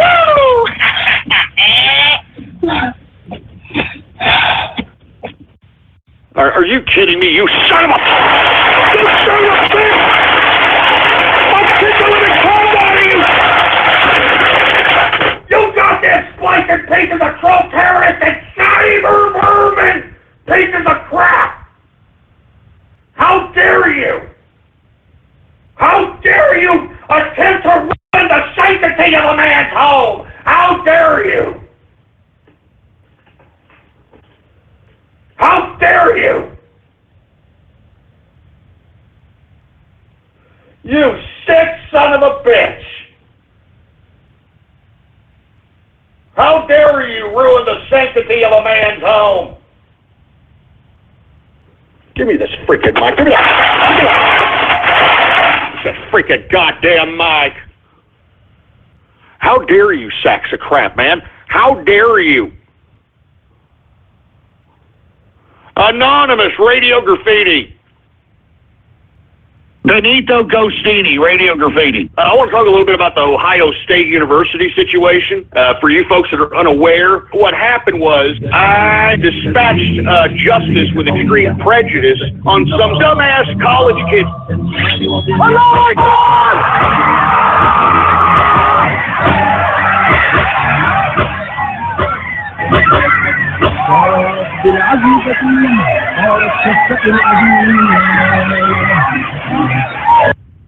Damn it, that isn't funny, you son of a... That isn't funny! That's not funny! I mean, good God, man, that just happened yesterday! That just happened yesterday, you sick, twisted pricks! You sick, twisted pricks! Oh my God! You sick, twisted pricks, man! Good God, give me the freaking mic! Give me the... Man, you all have definitely tainted this goddamn Taco Tuesday, you son of a bitch! You all have tainted this goddamn Taco Tuesday, you sack of crap, man! 919 Radio Graffiti! Hey, Ghost. So is your autograph, well, your wife's autograph, excuse me, the 69th, has it been sold yet? Well, obviously there's only been 50 of them, so no. Number 69, dude, is not... It hasn't been sold yet. And yes, these are going to be numbered, folks, okay? So just in case you're wondering. All right, and as a matter of fact, speaking of being numbered, we're going to start drawing from the folks that purchased the Ghost autograph. this Baller Friday, we're going to start drawing, some random numbers, and whoever has the autograph number of these particular drawings, we're gonna mail them some prizes, baby. You understand? I mean, that's the perks of buying some of Ghost's merchandise, baby, especially if it's numbered, all right? Especially if it's numbered. So starting Friday and going into next week, I'm feeling a little bit like Santa Claus, and I'm going to draw random numbers of anybody who purchased the Ghost autograph. And I'm going to go ahead and just start giving out, I'm going to mail people probably, who knows? I'm thinking gift cards. Who knows? Who knows what I'm going to do? I'm going to give away a whole bunch of stuff. You know what I mean? Because I'm Santa Claus. It's going to be fun. So we're going to be doing the same thing with my wife's autograph. Once the campaign of my wife's autograph is fully done, I mean, we're going to continue to do this on any numbered merchandise that yours truly sells. I mean, I'm going to give back to the people. Give back to the people! So once again, if you want one of my wife's autographs, go ahead, go to ghost.market right now in your web browser. That's ghost.market and purchase one, baby. They're going to be numbered. She's going to autograph them. Like I said, this Friday, if you purchased a Ghost autograph, we're going to start giving away prizes, gift cards, so on and so forth. We're going to mail them to whoever number is drawn, and it's going to be lots of fun. So if you did purchase a Ghost autograph, lucky you, baby. Lucky you. Anyway, who else do we got here? How about Anonymous Radio Graffiti? Oh, great, another Helen Keller death mute, for Christ's sake. Who else do we have here? How about 831 Radio Graffiti?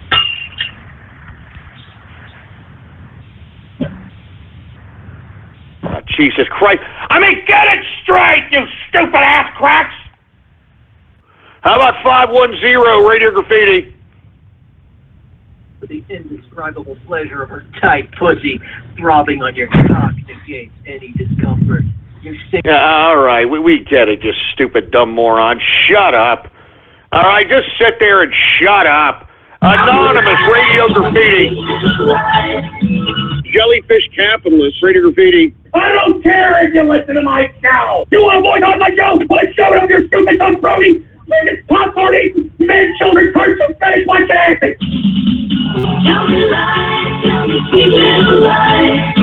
Danny J. Radio Graffiti. Just shut up, you stupid moron. Shut up! Good God, who else do we have here? How about 614 Radio Graffiti? Ghost, did you hear that the Berlin Holocaust Museum now has a Make America Great Again hat on display? Oh my. Are you serious? Is that a joke, tough guy, or are you goddamn serious? Man, I don't know what the hell. Anonymous Radio Graffiti, Jesus Christ. I'm feeling a little bit like Santa Claus.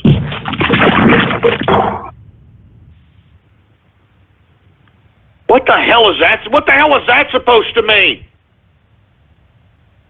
Oh, my God. You know what? I'm going to take one more, and this better be a good one. Anonymous Radio Graffiti.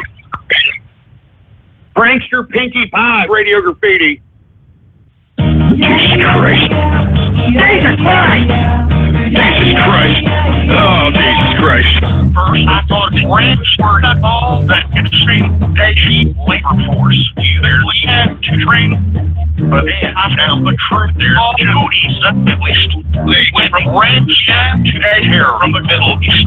Everywhere I heard, they're just edge up of heaven. Mad branch, what we going to do? We die. I have no idea what the hell that's supposed to mean. We can't end on that. How about Anonymous Radio Graffiti?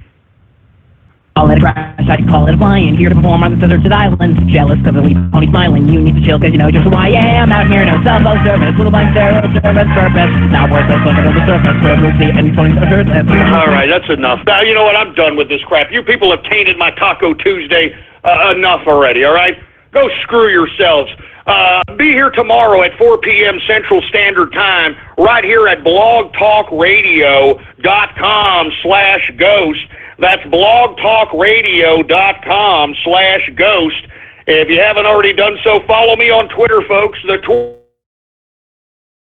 And that's it for the show, guys. Just want to say thank you,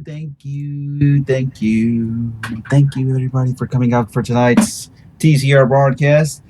And, of course, make sure to follow me on Twitter at The Brony Network or Politics Ghost, as well as subscribing to this channel, as I do TCR broadcast every day, Monday through Friday, 4 p.m. Central, 5 p.m. Eastern, 2 p.m. Pacific. Live somewhere outside the world. Make sure to actually convert your times at 4 p.m. Central Time, or if you subscribe to this channel, then, of course, you'll get to know when the next TCR events start. So, thanks again, guys. Shout out to everyone who came to the stream, and I'll see you guys tomorrow or on our next TCR broadcast. Later.